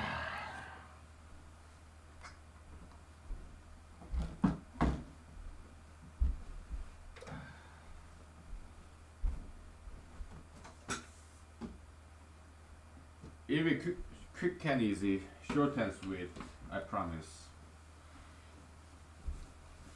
Alright. We're not going to give a formal proof, we just conceptually understand. Okay. Yeah. Okay. Cartesian product. Okay. Let's say you have two-dimensional set A, okay? You have A comma B, alpha comma beta. Okay, it's two-dimensional set. Now, you have one-dimensional set 1 comma 2. Okay? So then A Cartesian B is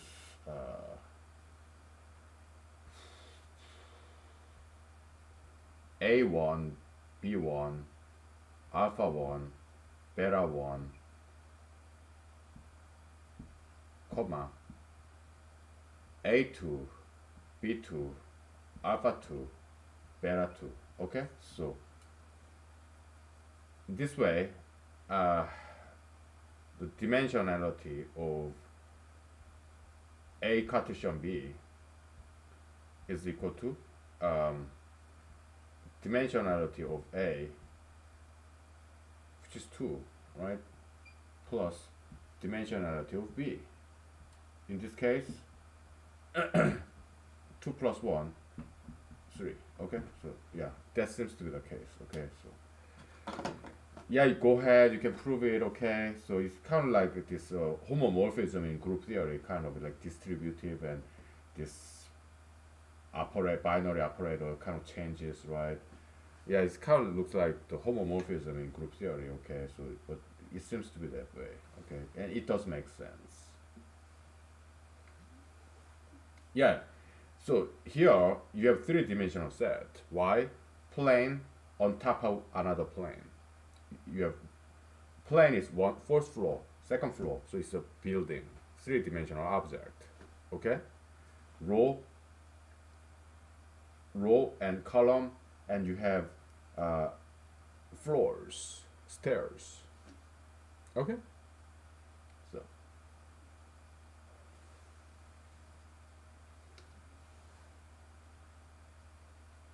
yeah, if you do one dimension, get rid of alpha and beta. Okay, one dimension and one dimension Cartesian product. Yeah, A1 B1, A2 B2. It becomes two-dimensional. Okay, so okay. All right. We'll stop here. Okay, I mean when it comes to this dimensionality discussion, yeah.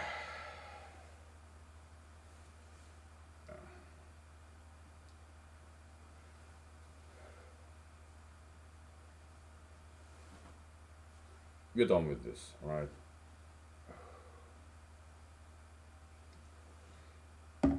What time is it? 8 o'clock. All right.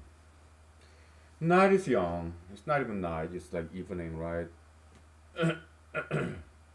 April in Alaska, so days get really long. Alaska is like during the summer. There's no night. At midnight, it's kind of like dusk. You can still see things. In the winter, we have long nights. So that's Alaska. Okay. So yeah.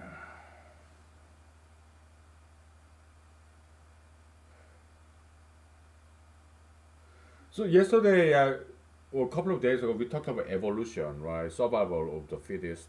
Okay, but of course, humans, we are not like animals, right? So that's why we have social security system, right? Charity, compassion. It's not like in human world. It's not like survival of fittest. Why? Because we are not like animals. Okay, so human value, we put that as a very high priority. Okay, so yeah, with social security for the disabled, for the old, okay, for the poor. So in human society, it's not survival of the fittest. It's not like that. Why? Because according to Christianity, the human life is very important. Okay, so we are made after image of God. So yeah, okay. And people who are old, who are sick, who are disabled, they do serve social functions like education, they or inspiration, or the value of compassion, charity. Yeah, they serve very good social purposes, function. Yeah, people who are poor. Yeah, all of them. Okay. So, okay. What else?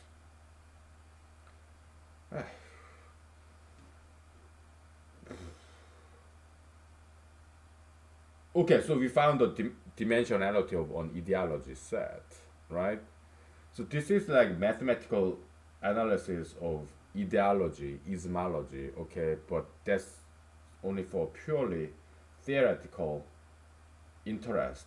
We did it for fun, basically. Do we need this? Not really. We did it for fun, okay? Because ideology, ismology kind of inspired us to do some mathematics. Give me 1 second. We'll take 5 minutes break, okay? Hello. Hi, who's this? Oh, hi, hi. Long time no talk. Yeah, sorry.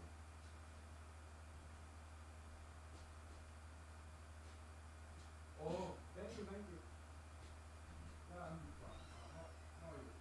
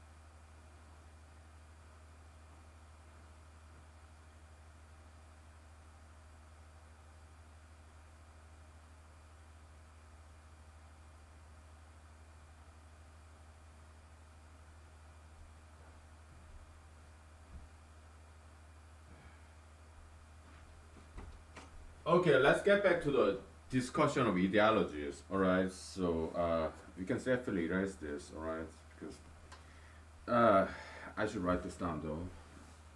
Maybe take a picture. Yeah, I just talk to my friends. So yeah, okay. You know, welfare checking. Okay, so yeah, it's good to have friends.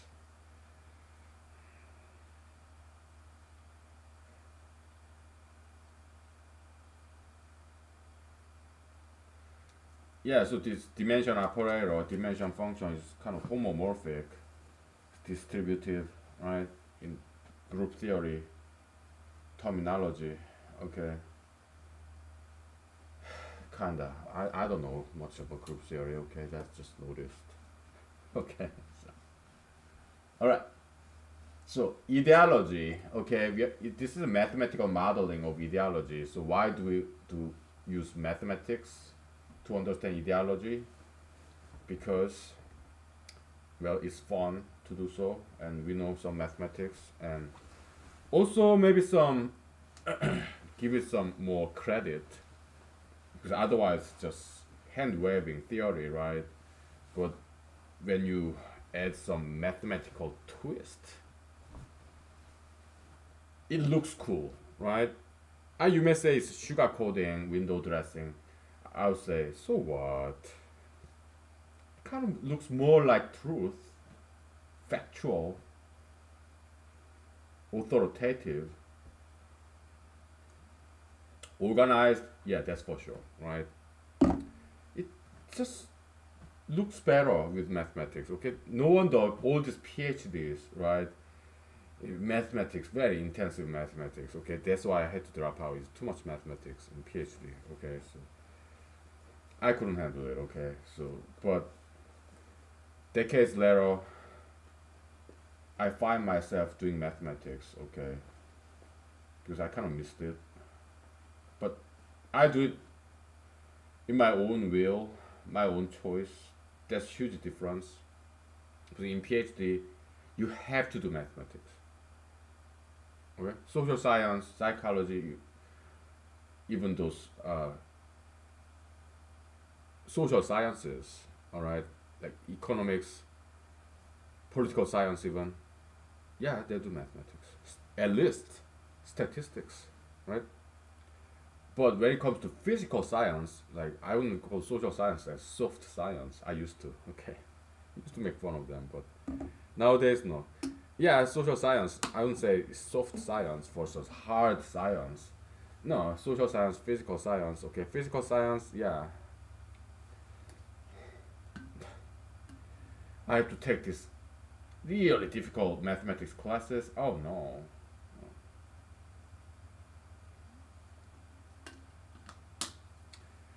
So that's why I dropped out of the PhD program. Okay, it was too much.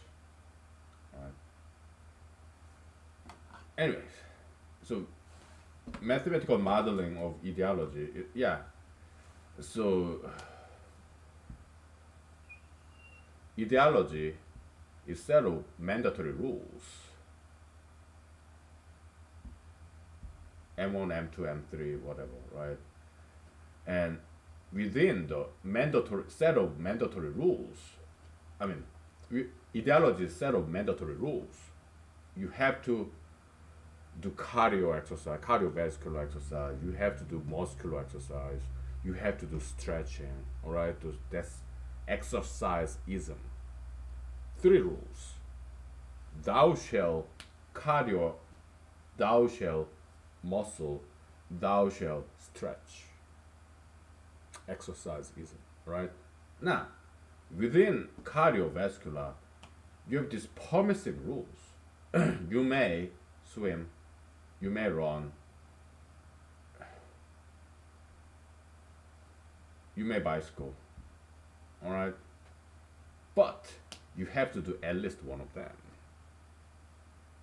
That's why we throw out empty set. Why? This is a mandatory rule. You must do cardio. But what kind of cardio do you do? Yeah, it's permissive. Just do at least one of these things.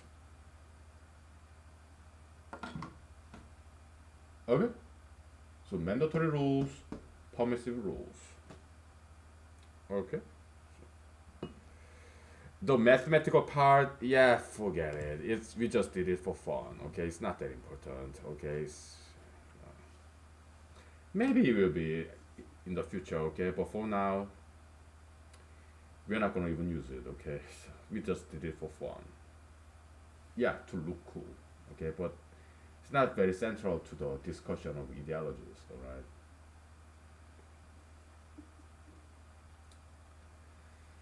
Yeah. So something easier than the algebraic consideration we did, like all these numbers and letters, formulas. Uh, so we are done with that, but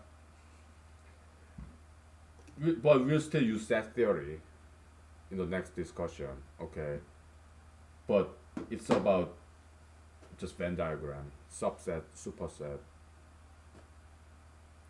maybe some intersection, maybe some set subtraction, or perhaps some dynamic set theory. Okay, you have element coming in and going out.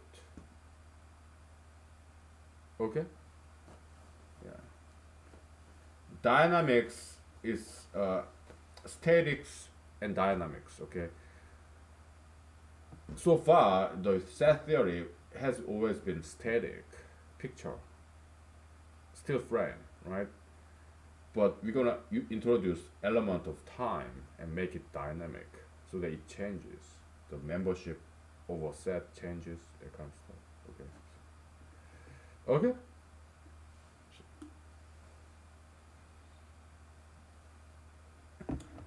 And also set of ideologies, super ideologies, superset ideologies. Okay. Yeah. We'll talk about that too. Right. Let's take 5 minutes. Okay. Oh man, I'm so full. Oh, still digesting. Okay. So ate too much. Wow.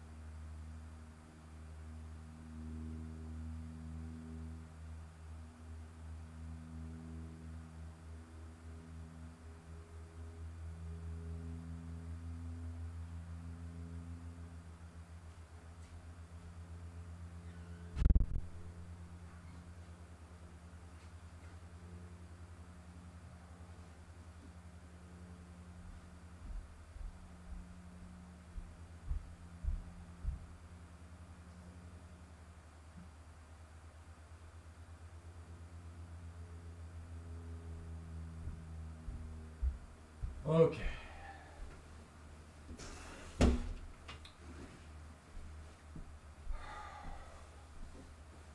So we'll talk about ideologies, all right? How about politics or religion? Two taboo topic, right? Taboo topics, whatever. Okay, but those are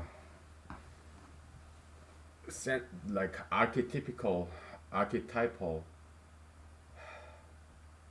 examples when it comes to ismology. Okay, so very prototypical example. Okay, so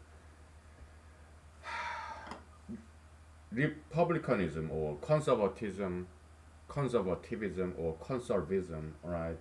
Republican Party, it is super ideology set. Okay, ideology is set of rules, right? And a political party is an superset. It's a superset of ideologies. So it's a higher ideology that includes many ideologies as subsets. Okay, so conservatism. Okay, and you have ideology number one, number two, number three. Okay, yeah, it's party platform, party agenda. Yeah, pro-gunism, pro-lifeism, pro-familyism, small governmentism, individual freedomism, like private propertyism. Okay? Yeah. Now,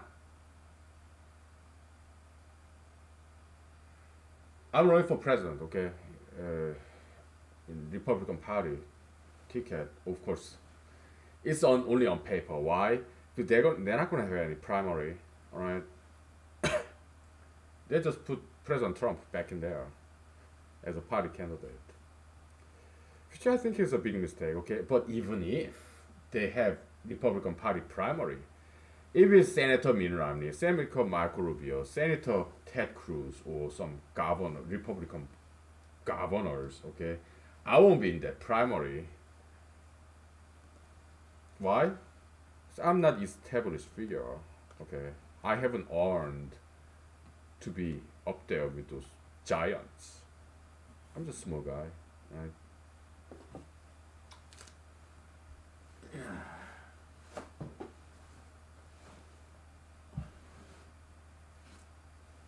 Small guy in Alaska looking for my scarf underneath this blanket. That's what I am. Dabbling with mathematics. Alright. But let's fantasize. Just like one of those nice gospel songs, okay? I can only imagine.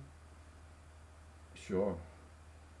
But if you ask me, yeah, I can only fantasize, okay? So, yeah, so let's say this guy, presidential candidate, okay? Uh, what's my name? Well, it's not that important, okay? So, let's say Mr. Adam, okay, he's running for president, he's a Republican Party candidate, and so, but Mr. Adam has his own agenda, all right? We call it Adamism, okay? So, he joined the Conservative Party because there's a lot of intersection, all right? Mr. Adam, okay? Yeah, he's pro-gun, pro-family, but he's pro-choice, okay? Mr. Adam, he's not pro-lifeist, he's pro-choicist.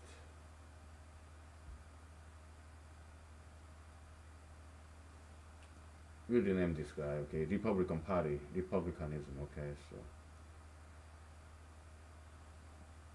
and said member So yeah, a human being contains many ideologies. Okay, what ideology is do you subscribe to? That's your metaphysical DNA. Okay. Okay, and it's a vector because this is prioritized.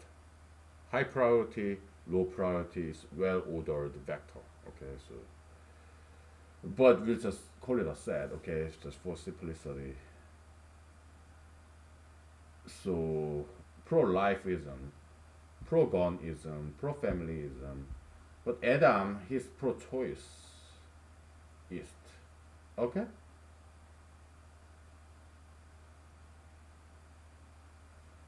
And yeah, pro small government, all right, and pro business, all right.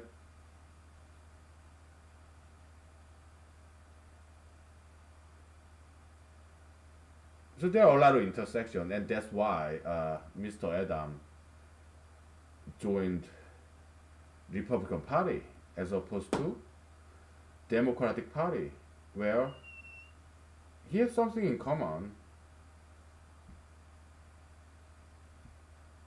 Yeah, pro-choice. Okay, but Democratic Party anti-gun, right? Uh, you know what? Pro-choice, anti-choice. Okay.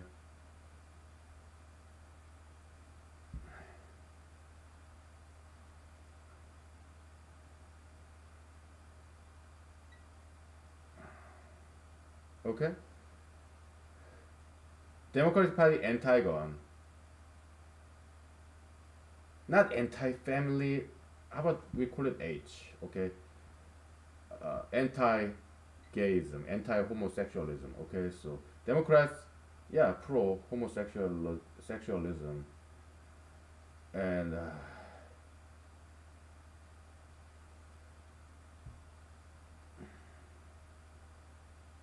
how about anti-tax? Okay. Small government, anti-tax, uh, pro-tax. Okay. Higher tax, social welfare. Okay. So and what is B?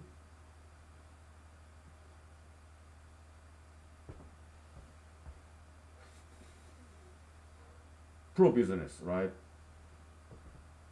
They're not Democrats. They're not anti-business, but anti-big corporation, right? Yeah, pro-big corporation, anti-big corporation. Okay, so a lot of business tax. Okay, and that's why marijuana is so popular. Why? Because in Democrats' world, because they don't like big tobacco and big alcohol industry because they're big corporation. Okay, marijuana so far small business, right? Even individual, just in their backyard, growing marijuana or whatever, right? So it's not big corporation, not yet, but they can change. Okay, so okay,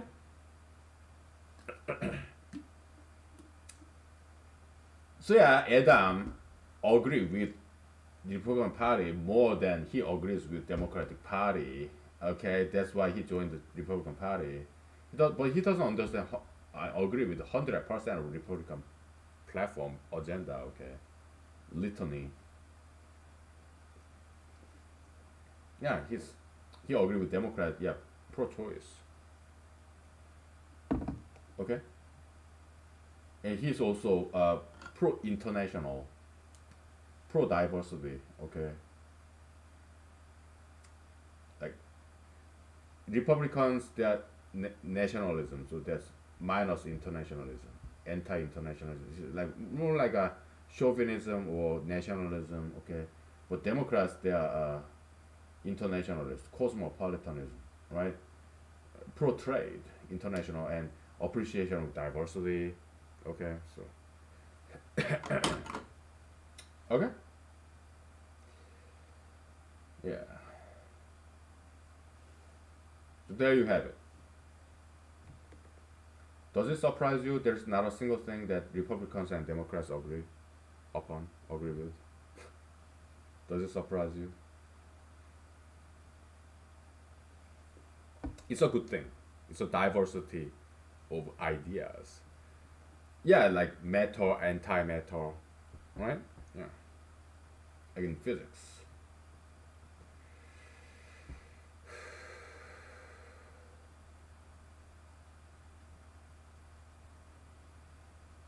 Now,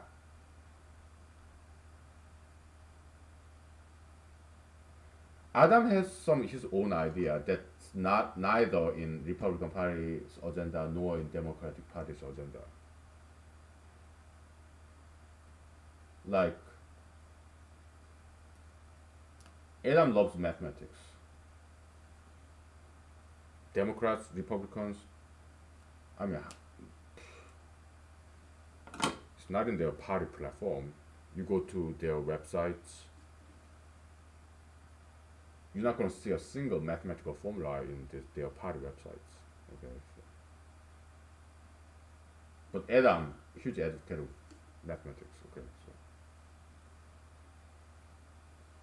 let's say somehow Adam become the president of the United States one day as a Republican Party candidate, and then this mathematicsism can migrate into a Republican Party, or Republican Party can kind of protrude itself and absorb this mathematicsism, all right? Because Adam becomes the president of the United States as a Republican candidate, so he has big influence on the Republican Party. So, so Republican Party they incorporate this Adams ideology, mathematicsism. So they put some mathematics formula in their party website. Okay, that's one possibility. Another possibility is this: Adam does not like this uh, anti-choiceism, this pro-lifeism. All right. So, and he's a big influence in the Republican Party as the president of the United States. So, the Republican Party may abandon this ideology. So, it's like cell. You have this cell eating something or expelling something out of itself or engulfing itself. There's terminology for it. I forgot.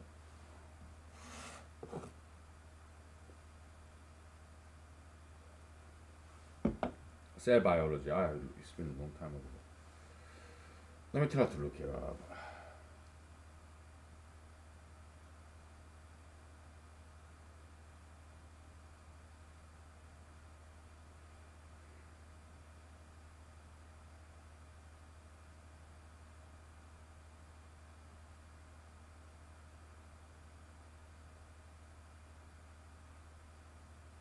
Phagocytosis.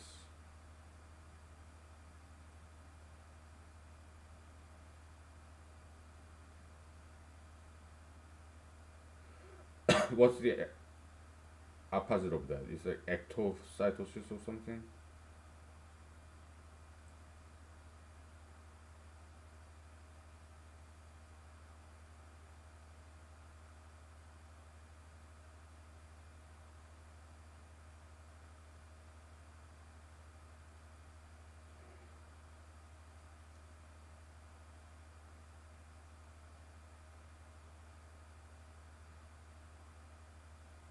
Exocytosis?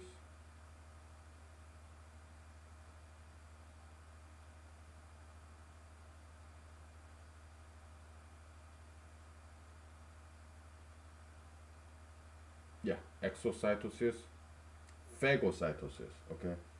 Yeah, phagocytosis, this cell of ideology eating some extraneous ideology, the super ideology, okay, eating some ideology, okay, and exocytosis, yeah, the super ideology expelling an ideology is no longer part of this Republican agenda, okay, so, okay, yeah, that's dynamic set theory. Things change. Membership.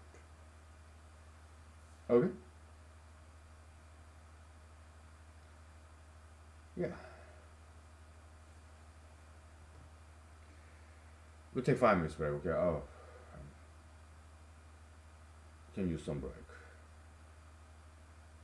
And I have to go to work early tomorrow, so we'll do this like 20 more minutes and we'll call it a night. Okay, we'll call it a day. And I'm full, so I just go straight to bed because I will brush my teeth. Yeah.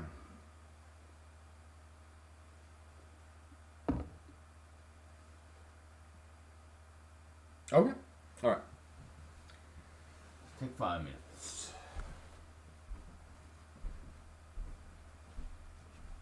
Whew.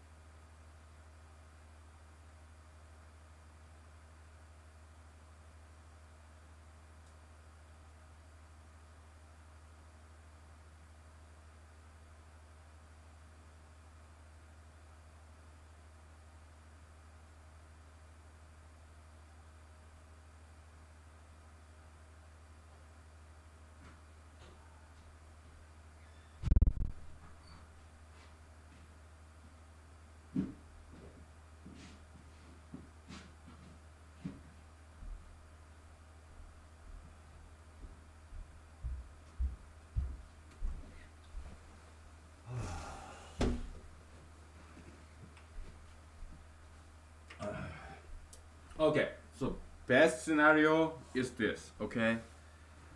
Uh, in time, more people would watch this humanology series.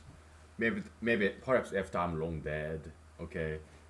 Hopefully, YouTube still keep this on, so that people can learn from this, and they publish things like books, journal articles. Because do I want to be a professor, have postdocs, PhD students under me? Not really. No, not really. I mean, it's one possibility, but I want to democratize knowledge. Okay, so Yeah.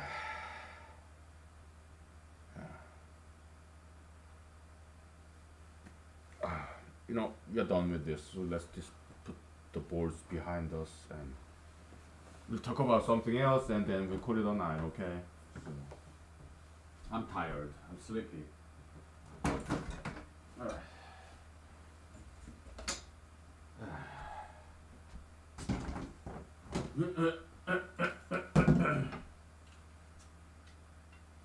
Okay. Uh,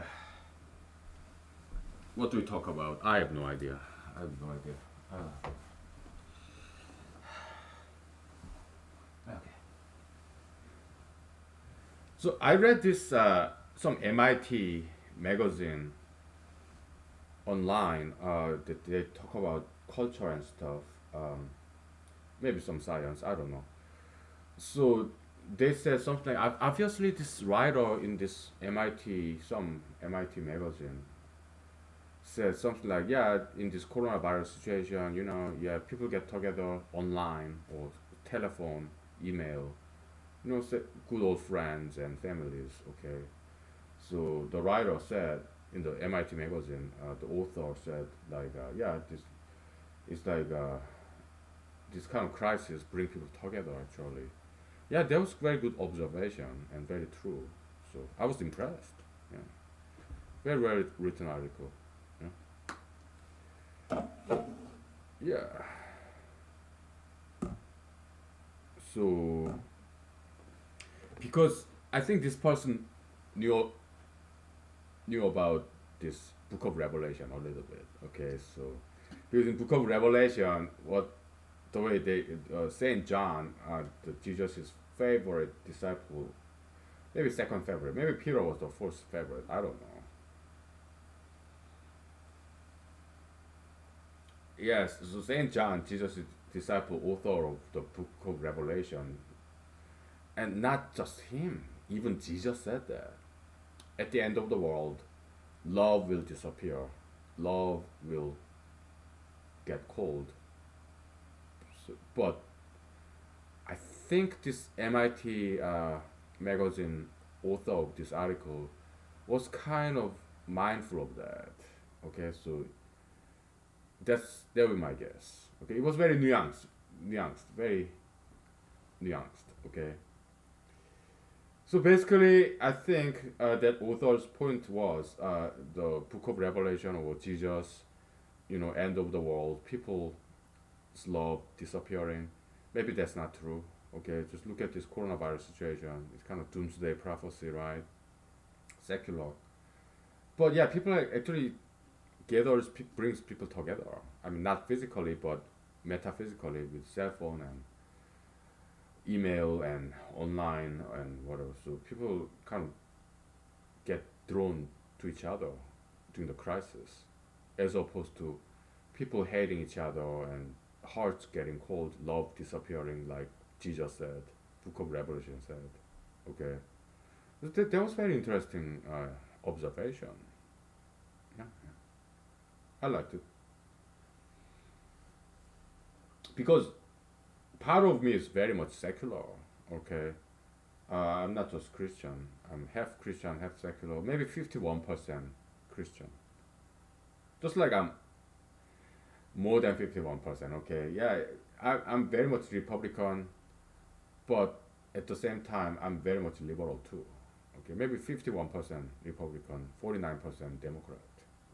Okay.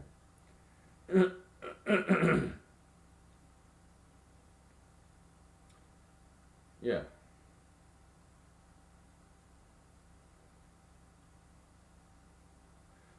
So there are many good things coming out of this corona situation, like yeah, personal hygiene, social distancing.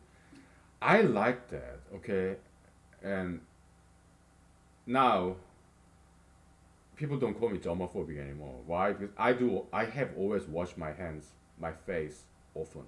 Okay, and I don't like touching somebody else's belongings, and I don't like shaking hands. If I do, I wash my hands. Okay, So people used to call me germophobic, but nowadays everybody's doing it, so nobody calls me germophobic. Okay, so and I like social distancing a lot. Why? I don't want to be too close to other people. That really annoys me, and I don't like shaking hands either, because then I have to wash my hands. All right. So it makes my life actually. It made my life a lot easier. This whole coronavirus situation because everybody's doing it. Okay, so and nobody's shaking hands. Everybody's have distance, and if I grab somebody's belongings, I use my napkin so that I don't touch it. Now I can do it. I always wanted to do it. Okay, now I can do it, and people say, "Oh yeah, it's coronavirus," so we understand. So I kind of like it. Okay, why? They used to call me germophobic. Now everybody's germophobic, so I'm just one of them. Okay, it made my life a lot easier. So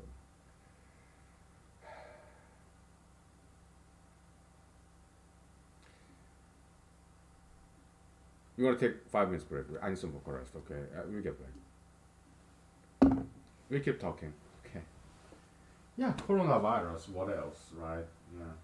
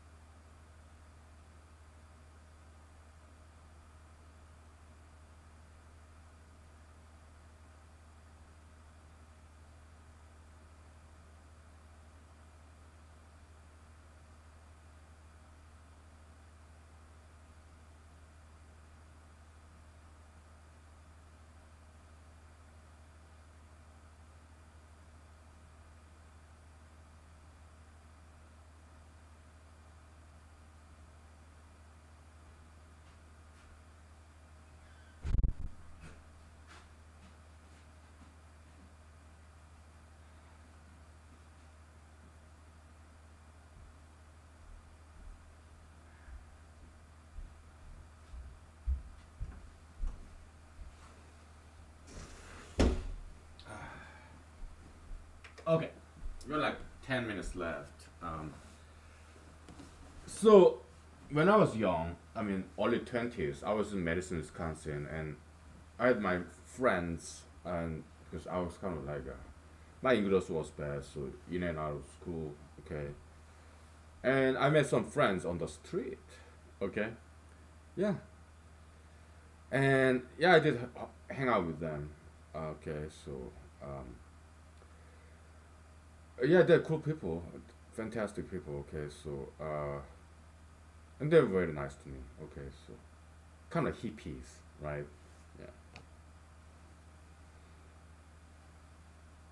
Yeah. And they told me many good things. They are secular people. I was Christian, okay, so I still am.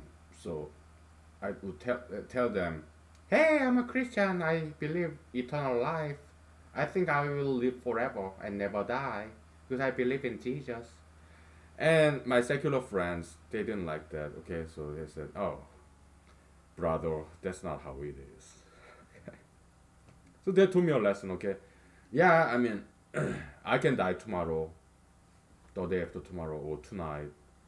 Nobody knows because people who die in car accident or bear mauling or some accident, boating accident, whatever, right? I mean, nobody can predict when they're gonna die, right? Yeah, I can die tomorrow. Okay, I don't know. Who knows, right? You can die tomorrow too. Okay, so nobody knows. That's why, yeah, this adage, yeah, live today as if today's your last day on earth, because it may be very as well true, because we don't know. People die every day, and they didn't know. Okay, so that's one of the reasons that I do what I do here: humanology, mathematics, whatever I know, I publish in Google YouTube, so that I leave something behind. Okay, yeah, it's one of the reasons I do this every single day. Okay, but that's not the main reason. The main reason, I like doing this. I enjoy doing this. Okay, that's why I do it.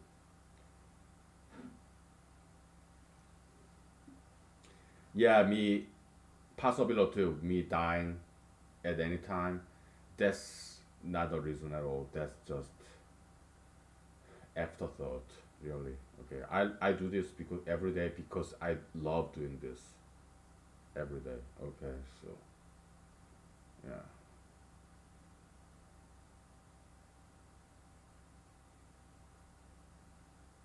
yeah. I think we gave enough love to ismology. To be honest with you, I think we gave enough love to humanology. Okay, so I'm kind of tired of this humanology thing. Okay, so probably tomorrow we'll get back to Goldilocks conjecture. Okay, why? Because it's something totally different from humanology, right?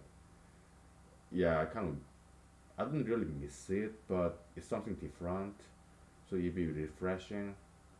Will be very fresh when we go at it again tomorrow. So yeah, so yeah, it's gonna be challenging.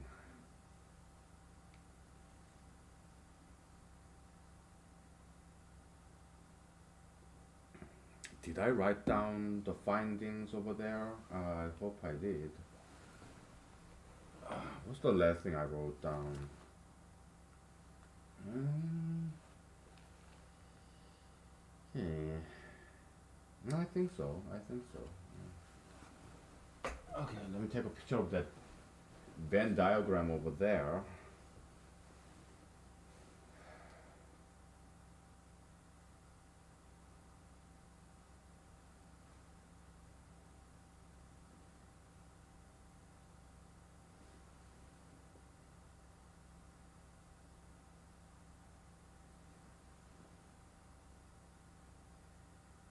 Okay, that should be. So ismology, okay, there's a lot to this, okay. Uh, yeah, this phagocytosis, exocytosis, this biology concept, dynamic set theory, and intersection, superset, subset, and you have super ideology and permissive rule and mandatory rule, and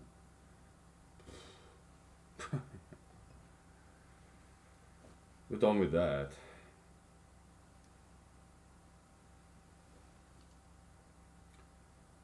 Yeah, we had our fill. We are full. Yeah, we are full of it. Okay, so yeah, it's kind of interesting. Republican Party and Democratic Party, they don't have any single ideology in common. Isn't it interesting? Like water and oil, they're so opposite to each other in every single aspect. Not a single thing that they can agree with. Okay, I mean, it's good. It's diversity of opinion. It's well balanced system, two party system, right? But it's quite surprising if you think about it. Okay,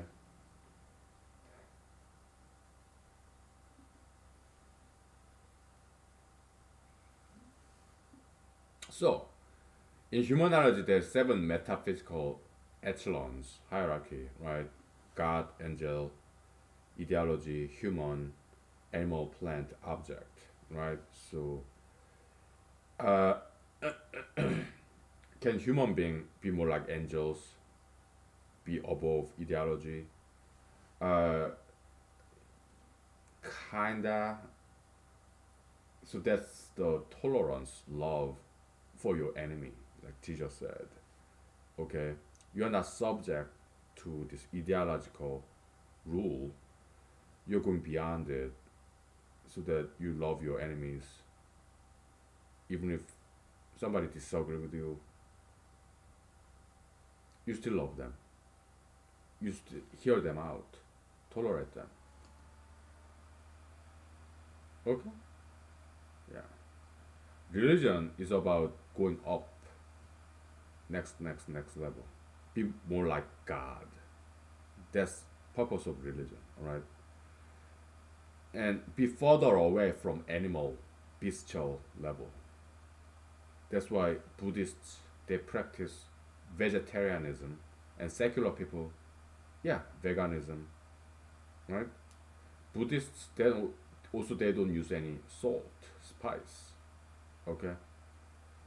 Yeah, the self mortification, stoicism, right? Yeah, Catholicism they're kind of like that too, because they don't marry, right? Catholic priests, nuns. Yeah, it's that concept to deny yourself, like Jesus said. Don't be like animals, be more like God. Okay, so yeah.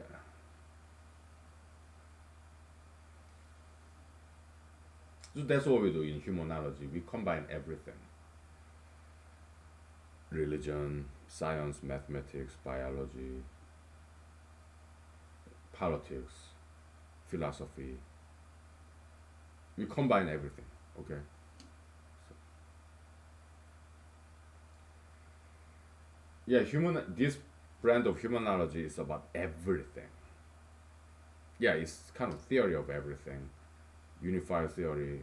I'm quoting from X Files TV shows. Okay. The Holy Grail. Yeah, you got it. It's right here. Humanology. Okay. Quoting from X File. Okay, so yeah, it's theory of everything. Okay, why? Because Homo sapiens is microcosmos of the universe macrocosmos of Homo sapiens. Okay, so yeah, it makes sense, right?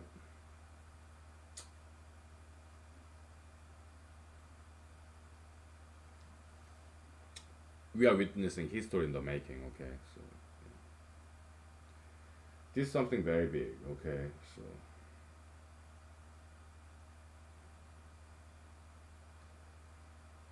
yeah, right now it's just you and me, and not many people, right? But I think one day, yeah, people will get this. I don't know how long it will take, but I think it will happen. Okay, yeah, this brand of humanity will become mainstream. I think. Okay, yeah, people, it got some substance. Okay, so that'll be my prediction. Okay, so okay. Till then, we'll just keep on working. Okay, we just keep doing what we've been doing. Right, keep discovering. Right. All right. Thank you. Good night. Bye. Be safe. God bless you.